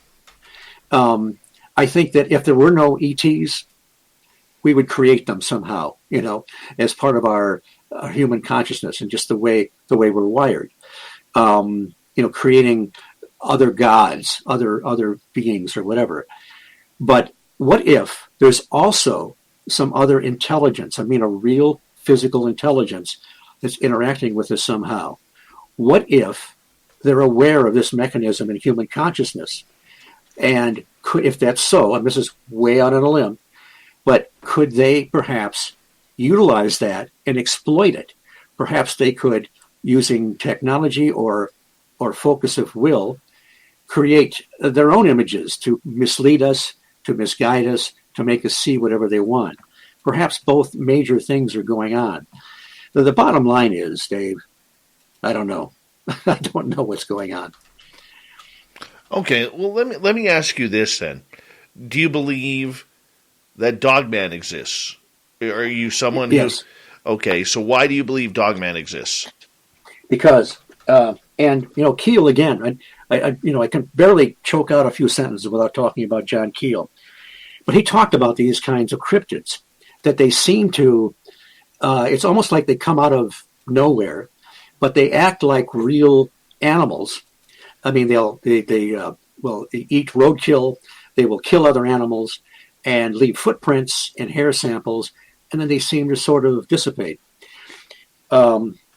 Recently, after I spoke at the the Beast of Bray Road conference this past October, and that Saturday night, we went over to Lee Hampel's farm. Now, let me just backtrack a little bit.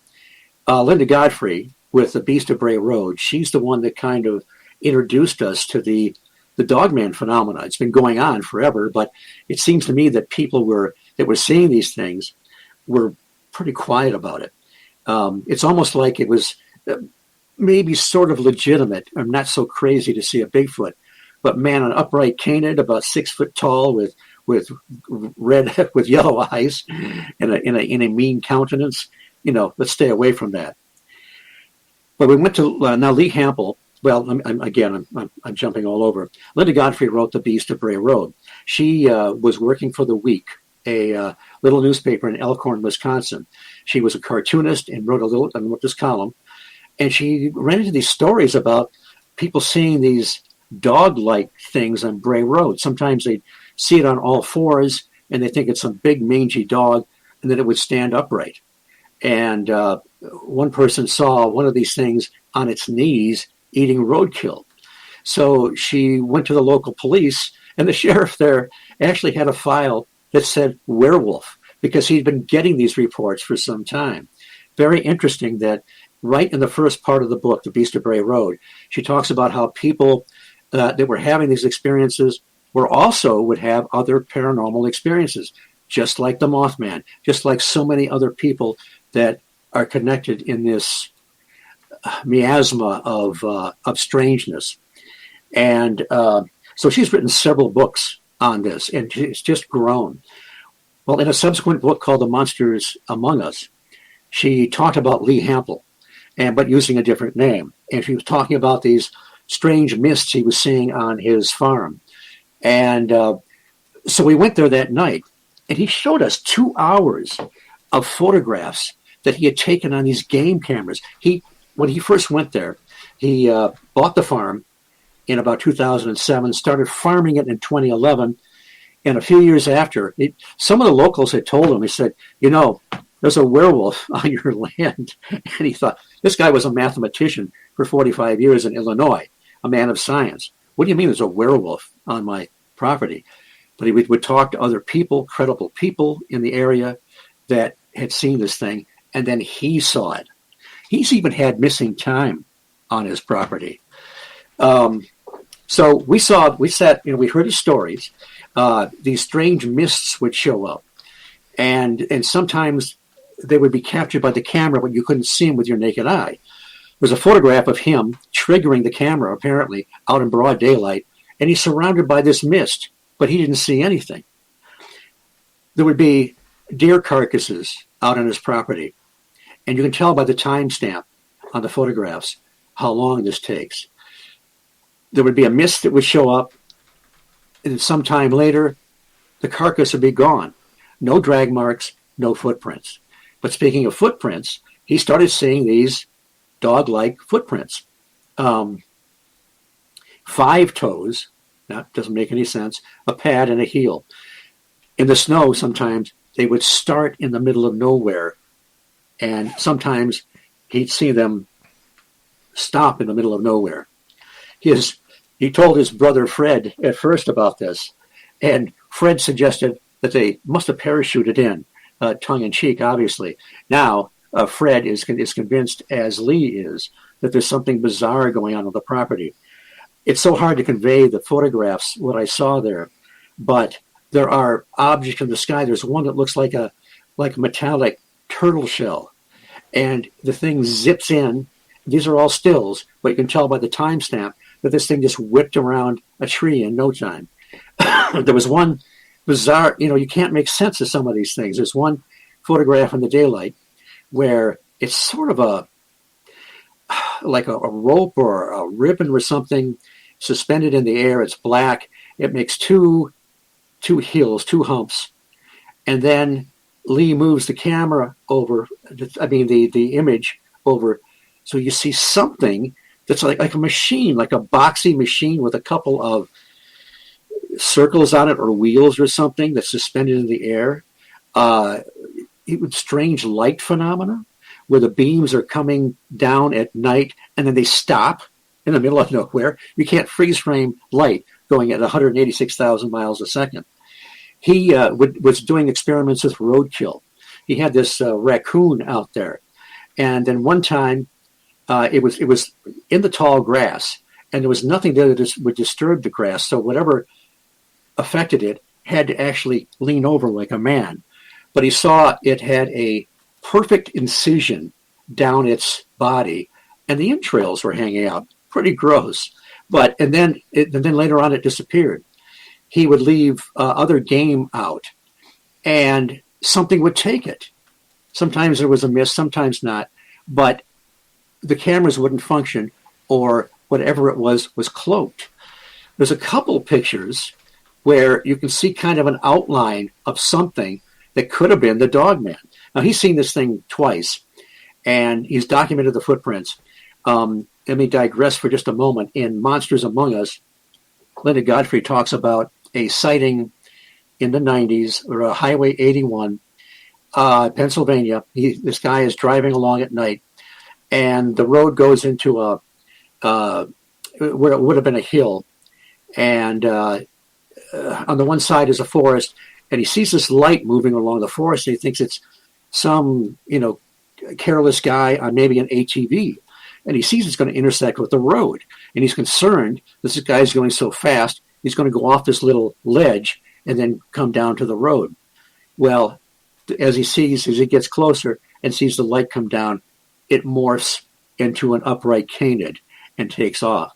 There's many cases in the literature where people see some kind of a light or orb, and it seems to transmute into some kind of a creature. So is it really actually transforming, or is that the window that it comes through for wherever else it comes from? He got hair samples of this thing, forgive me, I can't remember what the core inside the hair sample is, but I forget what it's called. But it's not there. It's like it's not a complete animal or something like that. And I wonder if Keel was right when he talked about how these things seem to come into existence sometimes, act like real animals. But here's the here's the paradox. These things are real. They leave footprints. People see them. They eat roadkill. They affect their environment. But it's so hard to capture them on camera. That suggests there's some intelligence involved. But they don't seem to be the intelligence. They just seem to act like blind animals. Just not blind animals, but you know what I mean. Animals governed by instinct. So here's again, we're filled with paradoxes. It's real, it affects the environment, but there's so much of it that doesn't make any sense. The analogy I give usually is that it's like if we had a 1,000-piece puzzle and we could look at it, we might be able to say, oh, okay, now that makes sense. But we've only got about 12 pieces of it, and they're scattered all over the place. So we have no idea how to put them together. We just don't have any idea at this point what the big picture is. But we have made progress from the 60s where UFOs were just ETs, Bigfoot lived in the Northwest as some kind of a big monkey, and ghosts were ghosts, and the paranormal had nothing to do with any of that. Apparently, Charles Fort was right. Apparently, John Keel was right. This Dogman, we first hear about it publicly at the Beast of Bray Road. Then we start hearing about it popping up in Michigan, Indiana, Ohio. And now, 2021, near the end, we see it everywhere from British Columbia, where I am, down to sightings on the East Coast in New York and South, and right across the nations and the continent. Do you think this creature is spreading out, or people are recognizing maybe what they thought was a bear or a wolf or a Bigfoot, that they're starting to recognize that this is a different creature? Yeah, I think there's got to be an element. People would see this thing in the woods and, very hard to process. But, there's Dogman Encounters Radio, Vic Cundiff. He has people on that a lot of people saw this thing years ago, but they just kept quiet about it for, obvious reasons. So perhaps that's another element. Perhaps many people have seen this actually all over the world. That may be what our werewolf legends come from, but perhaps it has been one of those things that's just too crazy, and people haven't. Now there are places they can talk about it. They know other people have seen them. But, if this is a phenomena that is perhaps tied somewhat to human consciousness and our belief systems, perhaps, more of them are manifesting or whatever. It's impossible to say, because we can't step back and be objective enough. We can't be all-knowing to know exactly what's been going on. But it is interesting that now this is a phenomena. They're just as prevalent as Bigfoots, really. But here's something, Dave. Why is it? I mean, we talk about the Skinwalker Ranch. Not too much in the way of Bigfoots out that way, although I guess there have been. But a phantom menagerie of all kinds of creatures. We had the Bradshaw Ranch in near Sedona. That was another Skinwalker Ranch, Bigfoot, UFOs, time loss, etc. Why is it, I wonder, that the Dogman creature seems to be prevalent along with all this other stuff? Missing time, strange craft, strange mechanical devices. And Bigfoot, Bigfoot is prevalent in southern Wisconsin, I guess, but right. It seems like the different areas have at least some specific characteristic. The Mothman isn't something that pops up in a lot of these high strangeness areas. All right, Steve, I'm going to get you to hold on. We got you for another half an hour here on Spaced Out Radio to kick off hour number 3. Then at the bottom of hour number 3, it's Dave 101 time. UFO topic tonight on Spaced Out Radio.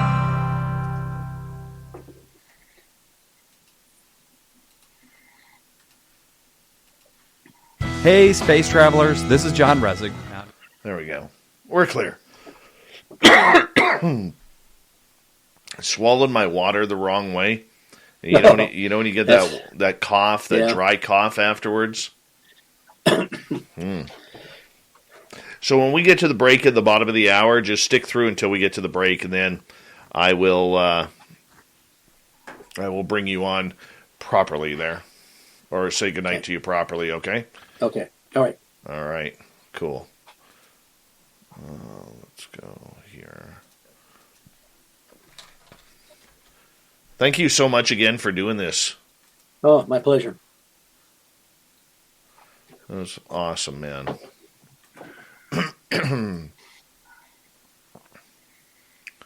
Let's get over to here.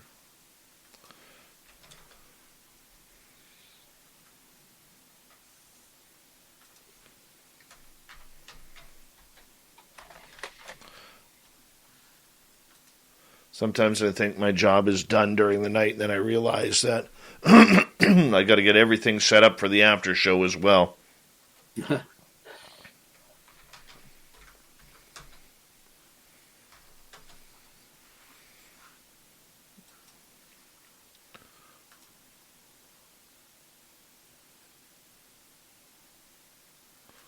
go like this.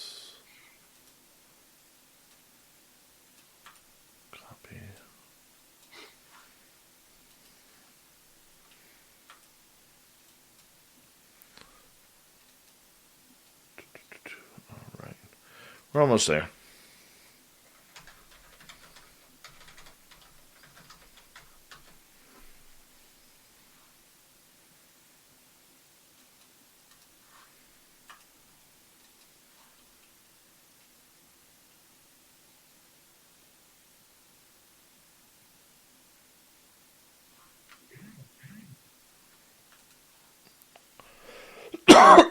Felipe, how you doing, man?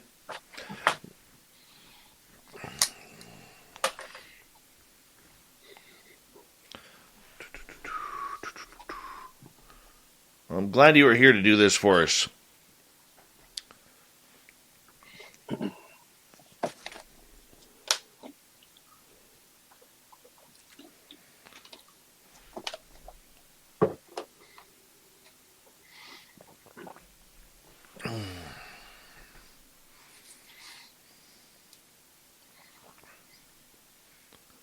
So what do you do when you're not chasing monsters, Steve? Well, I'm allegedly a retired man of leisure. We're going to be moving in the not too distant future, so I'm gathering up a lot of books and stuff that I don't expect to be using right away, and there's a lot to get together in the house. But I do a show, a podcast called The High Strangeness Factor, and so I do some great networking with some good friends in the field, and we Skype a lot, occasionally get together, and it's nice that lately people have been able to get together again to go to some of these conferences. So, although they canceled the Mothman conference again this last year, so that's 2 years, and that's 2 years too many. Yeah. Jonathan wants to know, do you know about Ripperstone Farm? Yes. That was in Dyfed, Wales. That's the, at least I know about it during the, pretty much around 1977. And there were several books. There was the Dyfed Enigma. There's at least 3 other books, maybe 4, that cover some of the bizarre happenings there. But, yeah, that was fascinating stuff. And it's also covered in, I don't know if you're familiar with Haunted Skies, that series put together about Britain, not always Britain, but there's phenomenal books. Can't remember the name of the guy that puts them together, but he that covers some aspects of that in a lot of detail. And in fact, Randall Pugh began to believe that, I think he began to believe that this was actually demonic and not really ET or anything like that. he and Holiday made a lot of connections between what was going on in folklore. But while Pugh doesn't mention it in the Dubbed Enigma, he did begin to believe that they were dealing with dark forces. Wow. We've got just over 1 minute to go here. Okay. Good morning, Joey Hayes from the UK. She's a lot of people in the UK getting up early this morning for our chat room. 203 watching right now. Oh, good deal. My co-host and my producer for my show, Andy Mercer, is a Brit, and so we have to deal with the 5 hours difference sometimes. Yeah. Can we have somebody? We had somebody on from the in Pacific time one time. So when do you broadcast? It's every other Tuesday. The podcast comes out. So of course I make the show whenever I can. And, all right. Paranormal UK Radio Network. Right on. Okay, we got 17 seconds. Thank you to Ben, Surf Jer, and Smithy for the super chats tonight. Really appreciate it. Thank you to everybody who's hit that subscribe button and rang that bell. And, of course, here we go. Get your horns up. Hour 3, beginning now, Mr. B.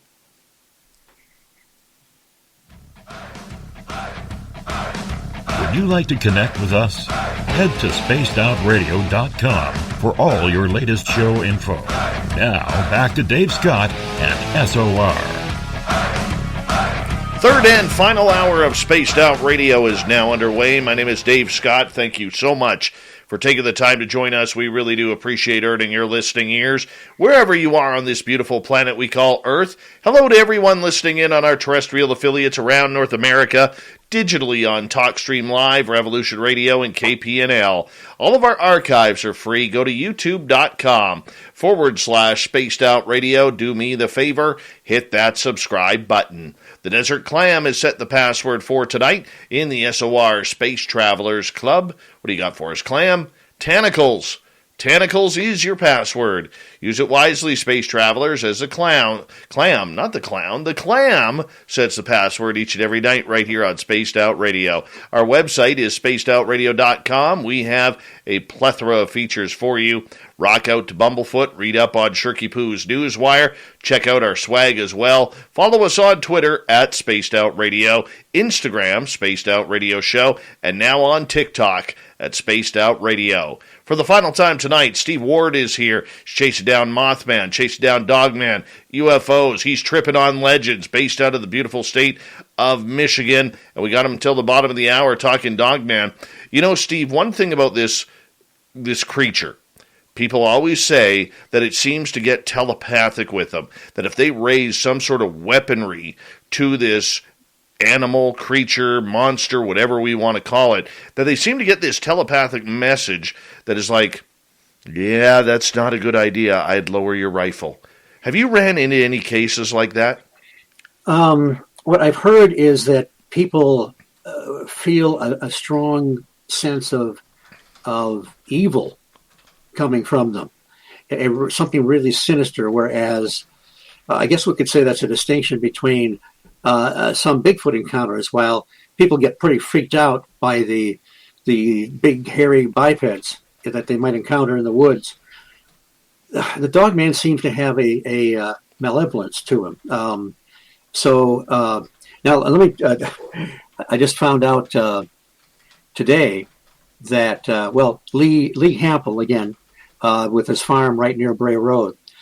He told us that there was somebody out there. I didn't just tell this story, did I? Somebody was, a group was out there with permission. They were going to spend the night and see what they could see. And at 10:30, they came and knocked on his door. And they said, we got to leave. We were told to leave. And he said, what do you mean? I own the property. You can stay all night. And he said, no, we were told to leave. And apparently they had some kind of a ghost box or something like that. And that's the message they got. So they got the hell out of there. Somebody else wrote me recently that heard the shows I've been doing on the Bray Road, that they were out there till about 3 a.m. one night. but the fog got so thick and so forth that the way he put it was it pushed them out. So these mists or whatever don't seem to be normal atmospheric conditions. And with the shadow of I'm sure you're familiar with David Paulides, yes, and his missing 411 books. I don't know. I just think that if I saw a mist a kick up like that, I might get the hell out of there too. Who was it? Elias Owen, who wrote the book Welsh Folklore. He talks about the little people, the fairies, and how wayfarers on the road were very concerned about traveling at night and encountering these mists, because he said the little people would take them up into the air and deposit them someplace, for a little bit of mischief, and let them find their way home. Now that just sounds like an abduction, situation where people are walking along the road, they encounter some kind of force, and they lose the time, and they're deposited somewhere else. So I don't know. I don't know that I would stick around if things got a little bit too misty either. We really don't know what we're dealing with. There was that great in the book on hunters by David Paulides. He has that encounter toward the end. Jan Maccabee. Yes. She was a bow hunter. She's in her blind, and she sees something jumping around in the tree, and it's got that sort of some people call it the shimmer or the predator effect, or the quicksilver curtain is what one of the researchers calls it, Thomas Powell. And she took photographs with her phone. Her husband, Bruce Maccabee, who's a photography expert and worked for the Navy in such a capacity, when he developed the photograph, if you look at it, it's reproduced. There's these black hairs that seem to be coming out of the side of the shimmer.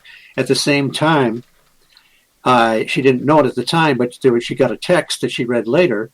Her nephew, which was about a half mile away, he was at band practice or something, I think, at the local high school. They saw some kind of a light or craft hovering over the football field. At the same time, all this stuff was going on with Jan. So, and I know that she has mentioned that they've had other stuff that they've captured in trap cameras on her property. So, I don't know. A lot of people have tried to spend the night on Lee Hampel's farm, and they don't get very far. I know that if there's a YouTube video, Bucks County Paranormal Investigates. Now, I met these guys, Dominic and Eric and Ellen. They did an investigation, and the YouTube video runs about a half hour. They didn't stay out there too long. You can hear them. They got these howls back and forth on the property. I don't know if it's the dog man or not, but they said they saw eye shine about 6 feet off the ground. Now, unless these guys are on stilts or something like that, or you've got some kind of a crazy expensive. They were Dominic, by the way. Dominic Settel is a sensitive, and when he goes, he doesn't normally do the cryptid thing, but he does pick up vibes in different places. And I asked him, I said, Dominic, what did you feel like when you were out there that night? And he said, I felt like I was in a diving suit in a shark cage, and I was holding the bait. Oh. They went the next week. They went to the Pine Barrens to look for Bigfoot, because there are Bigfoot reports out there. They're with a couple of seasoned researchers. They got some crazy howls, real or not, I don't know. But Dominic remarked how more frightening and more unnerving it was to be on Lee Hampel's farm, in proximity of the Dogman, perhaps, than being out there in the deep, dark Pine Barrens looking for Bigfoot. Jonathan in the UK is asking, do you think Dogman bilocates through time? Have you heard that? And are long lifers with instant healing? I haven't heard about the healing, although there are a lot of healings associated with UFO phenomena. What's his name? Preston. I can't think of his full name right now. Preston Dennett? Preston Bennett. Dennett? Yeah, Preston Dennett? Preston Dennett. He wrote a book on 300 healings of people that had close proximity with UFOs. There's the sort of the good and the evil, the positive and the negative poles in a lot of UFO phenomena. So I've heard about it there. I've not heard about that associated with Dogman, but I have heard about it associated with Bigfoot, strangely enough. I don't know about going through time. If some of these other reports of seeing the orb morphing into a Dogman, they are either coming into existence or coming from somewhere else and have existed, through that whole sequence. But I'm very hesitant to get very, no pun intended, dogmatic on these things because we just don't know. We try and gather all the information we can, listen to the witnesses, and then look at the patterns that exist, and hopefully we can get some real information out of all of it. Have you ever heard of Dogman and Sasquatch brawling for territory? Because I'm going to tell you right now, that is a pay-per-view event I want to see. It is. Well, I haven't, but it certainly, it would kind of make sense. I mean, if both these things are real and people are experiencing them, as far as I know, people in that particular area haven't had any Bigfoot reports, but that doesn't mean they haven't. Dogman seems to be prevalent there. And there are some places where you don't seem to hear about the Dogman, but, there's so much we really don't know. At least that I don't know. Okay, so no, and I understand that, but have you ever heard of territorial markings or I know nobody's seen them fight, but I would assume two giant alpha type creatures like that would be very, very protective of their area and wouldn't like other predators coming in.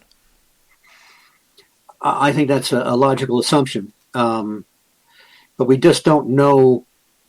We just don't know what their normal stomping grounds are, or where they might overlap. Which is so much we don't know. They seem, my impression was that when the Bucks County team went out there, and when other people have gone out there, it's almost like the Dogmen are sentinels. You get too close, and they start howling back and forth at each other, or they may even show themselves. It's almost like maybe, I don't know, maybe perhaps they're used by whatever intelligence is there as guardians. There are beliefs that the Dogmen were guardians of some of the mounds, the effigy mounds. And in fact, Linda Godfrey, in her second book, Hunting the American Werewolf, quite by accident, she took a book. I think I've got it here.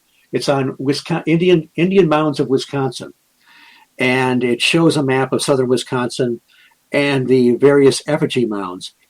And she noticed that clusters of Dogman reports were almost perfectly coinciding with certain types of mounds, namely the water spirit mounds and the panther mounds. Now, the panther mounds are, if you look at them, they're very simple. They're like if you would draw the outline of a panther and with the small tail and the ears and so forth and the legs. The water spirit mounds seem to be, to me, physically smaller, but the thing that distinguishes them is sort of a long pointed tail. But for some reason, perhaps total coincidence, these sightings, these clusters of sightings, seem to overlap in those areas. So that brings up another question. John Keel talked about the ancient mounds and the strange lights in the sky, and he asked the question, what came first? Were the lights there manifesting, and did the ancients build the mounds to acknowledge them, or did they build the mounds and did the residue of their consciousness or their worship create the lights? Creating light, that almost sounds spiritual. So could you draw the line then to maybe this being a hellhound or something along those lines? Well, there may have been attacks from by these things on humans, but it seems more like these creatures, including Bigfoot, are just there to scare the hell out of you. Now, perhaps some people have encountered them and been dinner, and there was nobody there to witness it. And if they did find a body, they might just think it's some other natural predator. So I don't know, but it does seem like, as scary as they are, they don't seem to be attacking people. They certainly could. I mean, if these reports are real, if these people in this area are seeing something physical, and it does seem like they are, it would seem like, I mean, look, if there were actually wolves there in that area in the same number, I think perhaps people would be attacked sometimes. But people don't seem to be, with my limited knowledge about it, they don't seem to be attacked by these things. Then why the fear? Why do we always feel like these things are ready to kill us and rip us apart? Butch Witkowski says the same thing about these bipedal canines that are in the Pennsylvania area, central Pennsylvania. Well, it does seem to be when Eric, Dominic, and Ellen, when they were out there, they were pretty freaked out, and Dominic was picking up negative vibes. Eric doesn't. He said he doesn't normally get unnerved at these places. I mean, he's been in some creepy places, but it really got to him. And Ellen felt the same way. So, we don't know. Is it one's imagination running away with them, or is there something?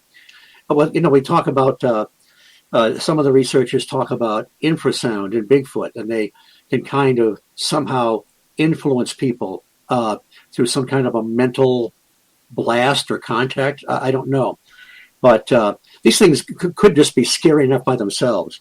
But there may be something there that is.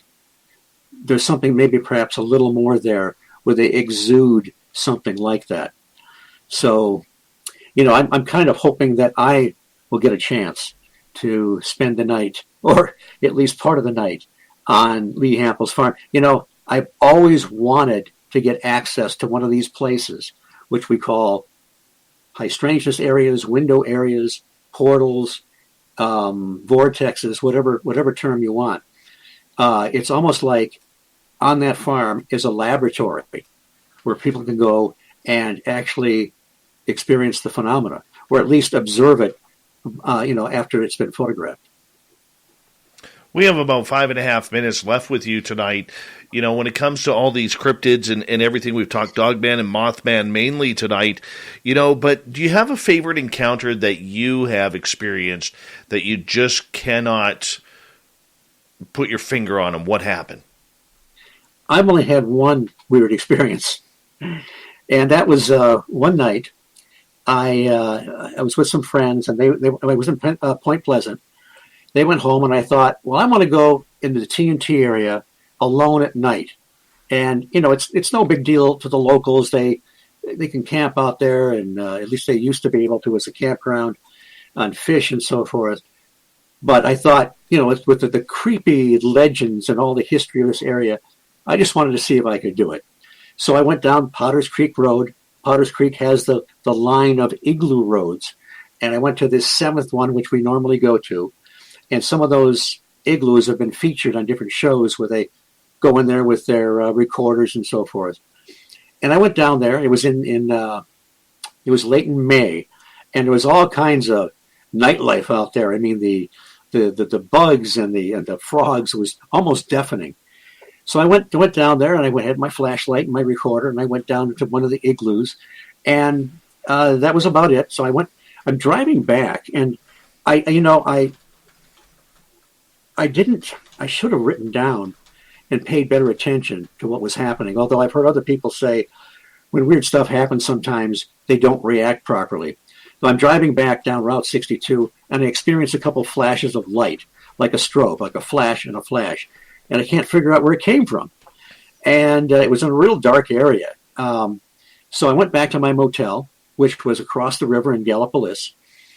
And I opened the door, and I look at the clock, and I think, well, in thinking back, I might have lost some time. I don't know. But that's not the weird part.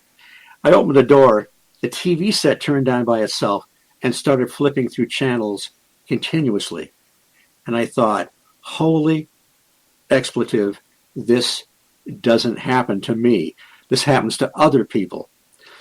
So I did what any rugged paranormal investigator would do. I unplugged the TV set and went to bed. So now there's a postscript to this. A year later, I'm in the same motel, next room over, and those two buddies that I was there with that night that went home early, we're all crammed in there saving some money, right? And we're talking, and all of a sudden the TV set turns on by itself. Now, in both cases, it's one of these older TV sets, not one of the big, fancy, digital ones or whatever. And that was it. Next day, one of the guys and I went back into the room to collect something. TV set turned on by itself and then flipped through a couple channels. So we took the remote and we went through walls and tried to see if maybe it was a stray signal. I don't know. A few years later, it was a Mothman festival. The next room over, which is in a corner and a bit bigger, there were two couples, friends of ours that were staying there. They had one of the big fancy screen TVs in there. So they're having trouble with the sound. The sound keeps getting lower and lower, and they start to crank it up more and more. Then all of a sudden it starts blasting. Then they start to have to turn it down again and go through the whole thing. And then all of a sudden there's a can of something that was sitting on one of the tables, and it flies off by itself. So my theory is perhaps, the TNT area was in fact an Indian burial ground. Years ago, there were all kinds of battles out there. Perhaps I brought back something from the TNT area. If I did, fortunately, it's still there flipping channels, and it didn't come home with me. But that night, when that TV set went on by itself and flipped through channels, I just wasn't prepared. And I haven't really had anything since. My friend, we got 1 minute to go here with you tonight, Steve Cook. Steve Ward, thank you so much for coming on Spaced Out Radio. What a pleasure to have you here with us. Do us a favor, let everybody know where they can find your research. I'm on Facebook. If you type in Steve Ward and Battle Creek, you can probably find me. I do a podcast on Paranormal UK Radio called The High Strangeness Factor. You can also hear me as a correspondent on Mac Maloney's Military X-Files on several different platforms. And that's on every week. My show's on every other week. And I've seen some really nice comments from the audience tonight, which I really appreciate. You won them over. You won them over big time. And thank you so much for coming on Spaced Out Radio, Steve. You're a plethora of information. And I don't throw the word plethora around for just anybody, my friend. That's an important word here. I appreciate it, Dave, so much. It's been a really, really great show. Thank you. We are definitely going to do it again. Steve Ward, everybody. And coming up next on Spaced Out Radio, it's Dave 101. It returns this week after the audio issues last week. And we're going to get into UFOs. Is the military-industrial complex trying to slap around elected officials? You'll hear it from me when we get back on Spaced Out Radio right after this, so stay tuned. Mighty SOR continues.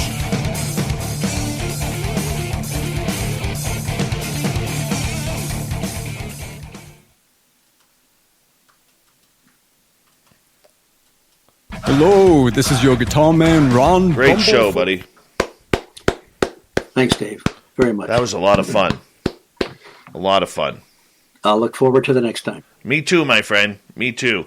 It'll be probably spring. Okay. Spring, yeah. That'll be cool. Let's do Be it. another Dogman conference by then, and perhaps I'll be able to brave Lee Hampel's farm and have a report. That would be awesome. We'll talk to you soon, my friend. All right. Good night. Good night. Okay, everybody, I'm just going to run and grab some water here quickly, so just bear with me, and be right back.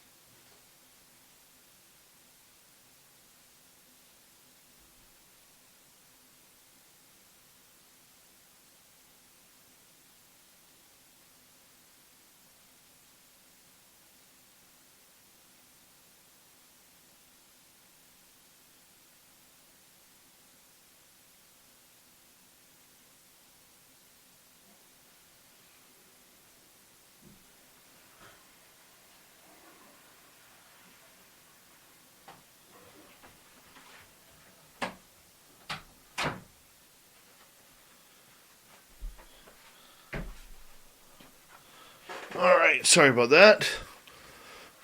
That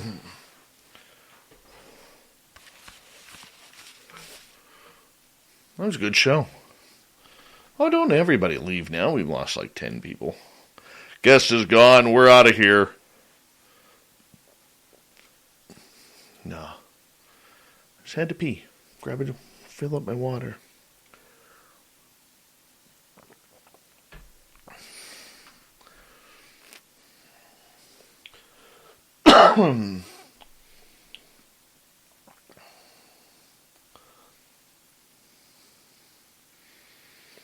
Prepare for day 101, peoples. And I gotta figure out how to turn that down.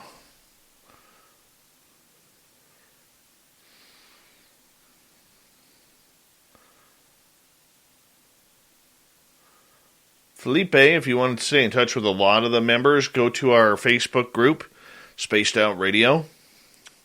There's a lot of people talking in there. Hey, there's the lovely and talented Nicole Sakic.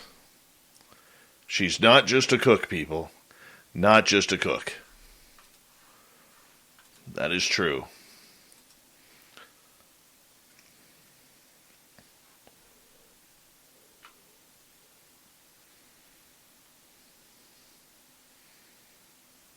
Three-year anniversary that Nicole made her debut on Spaced Out Radio.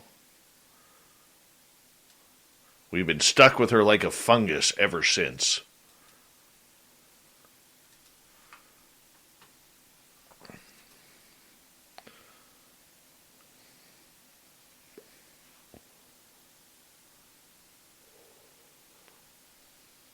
Testing, 1, 2, good.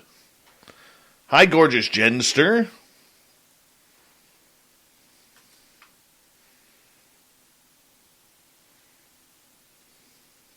Hey, Jen, on Instagram, can you send me your phone number privately to my Instagram account? I wanted to talk to you about your design stuff. Just to get some ideas. That would be cool.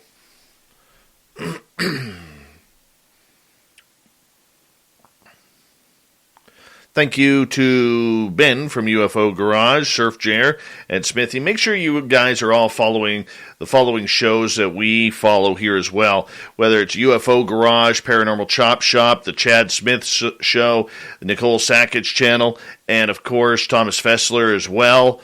That would be absolutely wonderful if you could, and they're great shows. We support them. We love them. So here we go, everyone.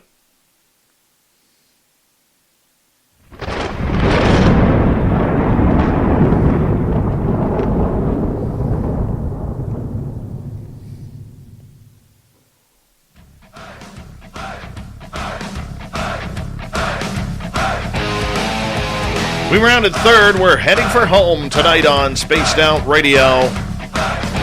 My name is Dave Scott. Thank you so much for taking the time to join us. We really do appreciate earning your listening ears.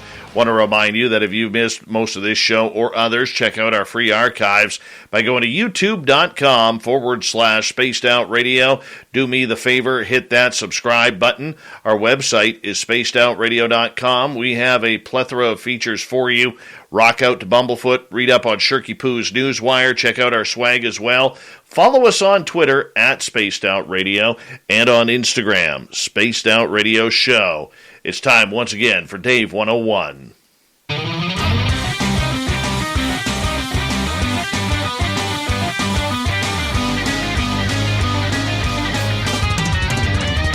It's time for Dave 101.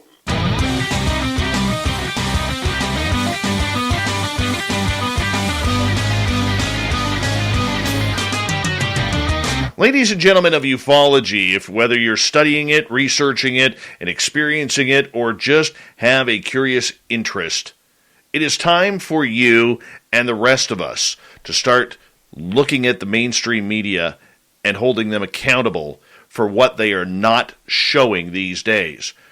Over the last 2 weeks, we have seen the military take on the elected in the United States.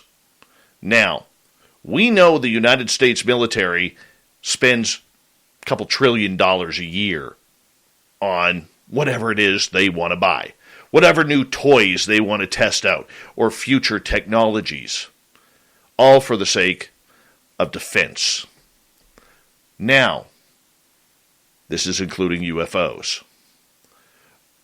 Just about, 10 days ago, out of the Pentagon came this report that basically stated, we'll put it in layman's terms, that they are creating a new group, getting rid of the UAP task force, and creating the AOI MSG.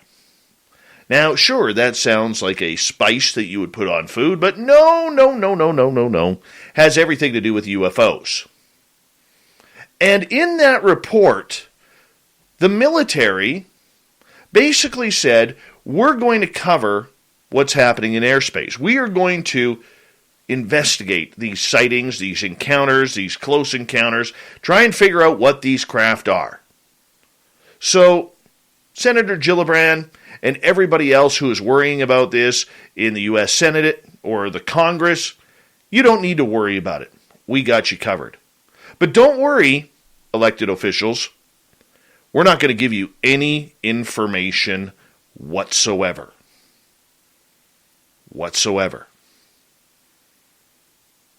Now, elected officials, like Senator Gillibrand, and now Congressman Tim Burchett, are speaking up against the military, saying, whoa, people. We're the ones who are giving you the taxpayer dollars. We are the ones who are asking for some accountability on this subject. We, as the American people, have a right to know about what is going on in our airways, in our skies. Are we safe? Are we allowed to feel that we are not in trouble or in any sort of danger? Because, the threat narrative plays well with any time the U.S. military wants money. In my opinion, this is the first time that we are actually seeing publicly a tete-a-tete between the military-industrial complex and elected officials, by the people, for the people. And it's all over UFOs. The most recent one to step into this foray is Tim Burchett. Now, for people who were listening earlier this fall to the Big Phone Home 2, put on by Lou Jimenez and his UCR group, the Unidentified Celebrity Review, on YouTube, you would know that Congressman Burchett actually called in and said he wants to know what's going on, that we have the right to know what's going on. We have a need to know what's going on. Well, Congressman Burchett has literally dropped the gloves, using a hockey term, because I am Canadian after all, on this entire subject.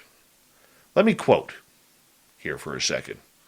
The Tennessee congressman doesn't want this new agency by the Pentagon to start up. He's not happy about it because it means less transparency.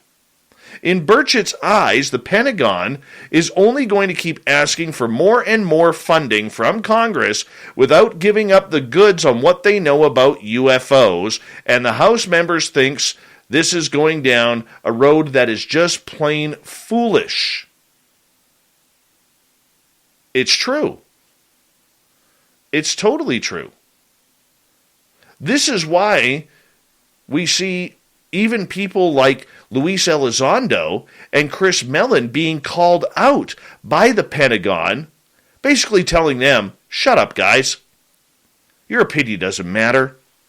So what did they do? They took to Twitter, UFO Twitter, and publicly to get the message out saying, hey, call your congresspeople, call your senators, let's get this going. Because there is a war on the UFO front.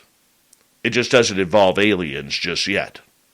Now, the interesting part about this, because I am a media guy too, is the mainstream media really hasn't picked this up.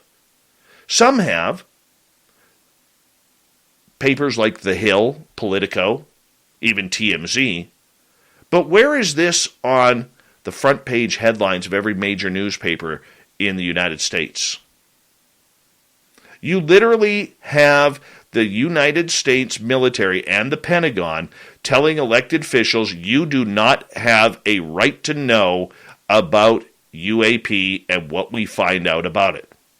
Now, I don't know about any other journalists out there, but it has my spidey senses kind of tingling a little bit, saying, there's a story here, and a major story. The military-industrial complex, ever since President Eisenhower warned the American public about it back in the 1950s, has literally been in control of everything that happens. The United States government spends more than the next 28 countries on military and defense annually, including Russia in that list. And when you look at what they have accomplished with technology, it's phenomenal. Going back to the days of the SR-71 and U-2, followed up by the F-117 stealth fighter, the B-2 bomber, the B-1 bomber, the F-22, the F-35, some will call the latter not very successful and extremely expensive, but they keep pushing technology forward. This is why the military-industrial complex does not want to give up its secrets. And the military knows that the media is not going to have any stories on this. They're not going to press the stories, even though every American right now should be outraged that they are telling the public, you do not have a right to know. They are telling the U.S. elected officials, we don't care what you think or what you may vote on. You're not getting any information. Dangerous, isn't it, when you think about it that way? If this subject wasn't about UFOs, it would be top priority for every media outlet out there. But because it is UFOs, and this subject has been a barren wasteland for decades for the media, they have zero interest in covering it, for the most part. This story needs to come out, whatever way possible. And I will be the first one to say that I was not a fan of any sort of narrative that we saw since the beginning of the To the Stars Academy. And Lord knows we could talk ad nauseum about that. But this new wave of information that is being blocked by the Pentagon is incredulous. And if you're American, you should be outraged. You should be calling your senators, writing them emails. You should be calling your congresspeople. Because the military in the U.S. has just given every civilian, including elected officials, the middle finger. We don't know what UFOs are. We could only assume. We don't know what the United States government truly knows about this. Because people like Luis Elizondo and others, they are so embedded in their non-disclosure agreements that we'll never know the truth. But the stories are out there. The information is out there, and probably the crash retrievals and the alien bodies are out there. We can no longer deny this, even though the U.S. military wants us to. We need to know the story. We're big boys and girls now. We can handle it, so we think. But just like Jack Nicholson, they are screaming and berating, "You can't handle the truth!" Even though we want the truth. Doesn't that make you think that the military has their own UFO Pandora's box that they don't want opened? Maybe they have worked with aliens at Area 51 or Wright-Patterson Air Force Base or Dugway or Dulce. Maybe Bob Lazar's story is true. Maybe David Adair's story is true. Maybe Eisenhower meeting with aliens in the early 50s is true. What else are they hiding? How many crash retrievals do they have from around the world? Not just on U.S. soil. How about crash retrievals from Canada, Mexico? There's word that there could possibly be one that happened in Russia from a long time ago when it was the Cold War. What about their astronauts? People keep making fun of us who believe in this topic as tinfoilers. We now know where that story is coming from. It's coming from the military. It is coming from the Pentagon. And because the media doesn't want this story, it's coming from them as well. And the military and the Pentagon and the alphabet agencies, they are playing each and every one of us like fools because they know the answer. They know what it's all about. And yet, they're going to keep teasing us, giving us little tidbits of cheese when we're hungry, less than can feed a rat. Because we are the rats to them. And they do not want us to be feeding off of their information. They want this back under the rug where they feel it belongs. Because when it's back under the rug, nobody talks about it. When nobody talks about it, nobody asks questions. When nobody asks questions, they get to play with all of the fancy toys that the aliens are dropping off.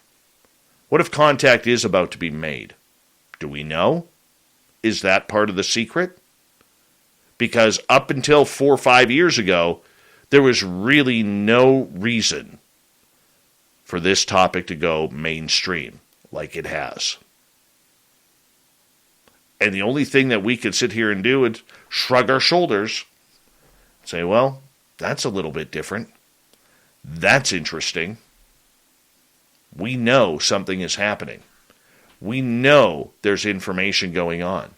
We know there are scientists working on this technology. What we don't know is where it's happening, how it's happening, why it's happening, and where did the technology come from. Sure, we could hear people say, oh, they're interdimensional, they're from a different timeline, they're from inner Earth, they're from outer space. We really don't know. We could only assume, but the American government may know. The United States military surely knows. And they are going to keep it as secret as possible. They're telling the politicians right now, hey, go take your money and become rich from your lobbyists. Or do you remember how many contracts that your state has to build military products? Let's remember that. We don't need more politicians like Harry Reid coming out way after the fact. What the American public needs right now is they need more Tim Burchetts and Senator Gillibrands stepping up to the plate and saying, tell us what we need to know. Because this is still the question that affects every single person on this planet. Not every American, all 7.8 billion of us. And that is your Dave 101.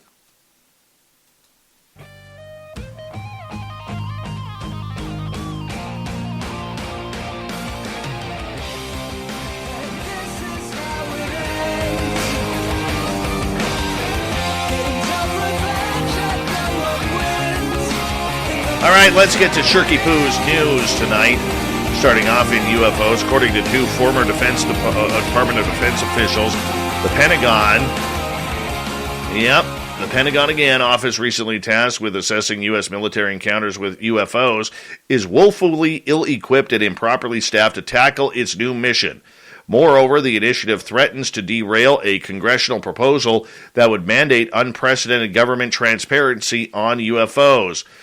Lou Elizondo, the former head of the Informal Defense Department unit that assessed military UFO reports, states that he has had deep conversations about the Office of the Undersecretary of Defense for Intelligence and Security, that's OUSDI and S, leading a government effort to investigate the phenomenon. According to Elizondo, UFOs are not solely an intelligence issue. If we want 70 more years of secrecy on this topic, the OUSDI is the perfect place to put it. They've had 4 years so far. What we have little in the way of efforts serving meeting the public interest. Thank you, Lou, for calling it out. I love that he's becoming a little bit of a media jerk and a thorn in the side of the government here. I like this new Lou. New Lou is cool. He seems like he's one of us. One of those badass uncles that you call on over when the bully at school shoves you down in the school hallways. Yeah, he's that guy. Uncle Lou. Let's call him Uncle Lou from now on. I can't say much about experiences as an intelligence officer, according to the writer here, Eric Hazeltine, PhD. But I'm going to read it in his term. But one thing I can say is I constantly got the question from friends, are UFOs real? My answer was usually an enigmatic smile, which implied I knew more than I could say, but which in reality covered up the total ignorance of the subject. UFOs, ETs, alien abductions, and visitations were not simply subjects of the intelligence community or what they cared about, despite the public's occasional obsession. But now, everybody's looking. Everybody's looking, including Eric. Thank you, Eric Hazeltine, for your duty. Here's a cool one. A comet will fly in the sky around Christmas. And we're not talking about Santa's reindeer here, but keep your eyes out for the giant ice ball called Comet Leonard that is soon to become increasingly visible from Earth through the months of December as it heads towards the sun. Named after astronomer Greg Leonard, who discovered it in early January of this year, the comet is expected to sweep closest to Earth on December 12th, becoming viewable for space spectators watching from below. This comet will fly in the early morning sky, but is visible in the evening as well, similar to Neowise, which I never got to see.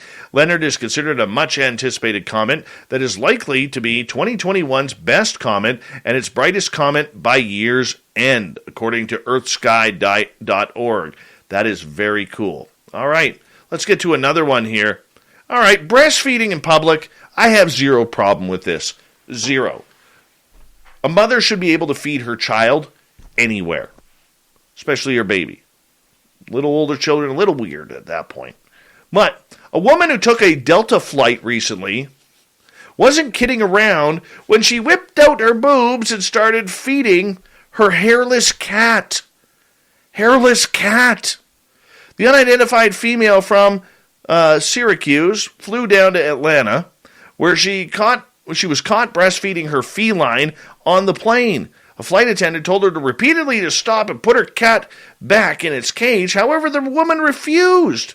A message was sent through the aircraft communications addressing and reporting system to alert Delta crew in Atlanta that a passenger seat 13A is breastfeeding a cat and will not put the cat back in its carrier when the flight attendant requested. A photo of the message was found on Reddit, posted on Twitter. Flight attendant Ainsley Elizabeth, who was on board during the incident, took to TikTok on November 13th to explain what went down. This woman had one of those hairless cats swaddled up in a blanket so it looked like a baby. Her shirt was up and she was trying to have the cat latch onto her, and she wouldn't put the cat back in the cage. And the cat was screaming for its life. My goodness, torturing the poor kitty. Elizabeth revealed in another video that security got involved. However, she was unsure of what happened to the woman once her cat and her touched down with the jet in Atlanta.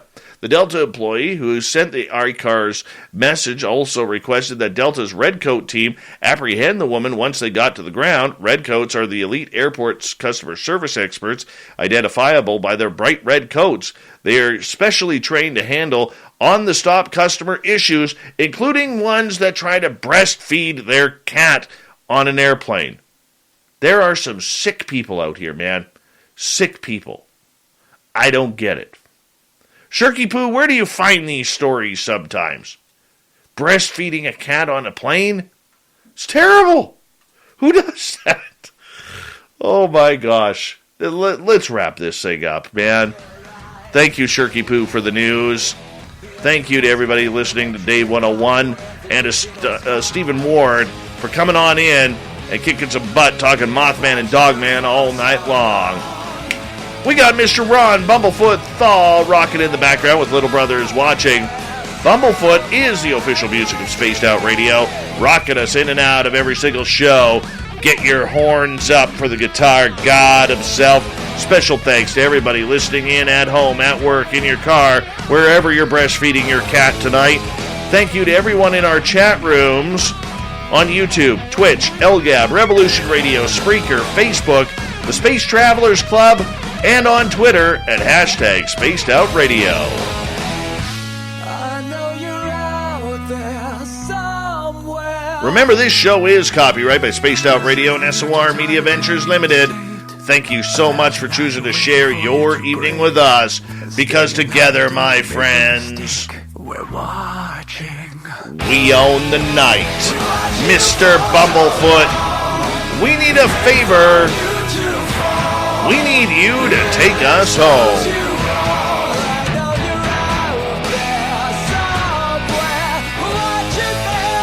Yes, the Woo train has docked for the night.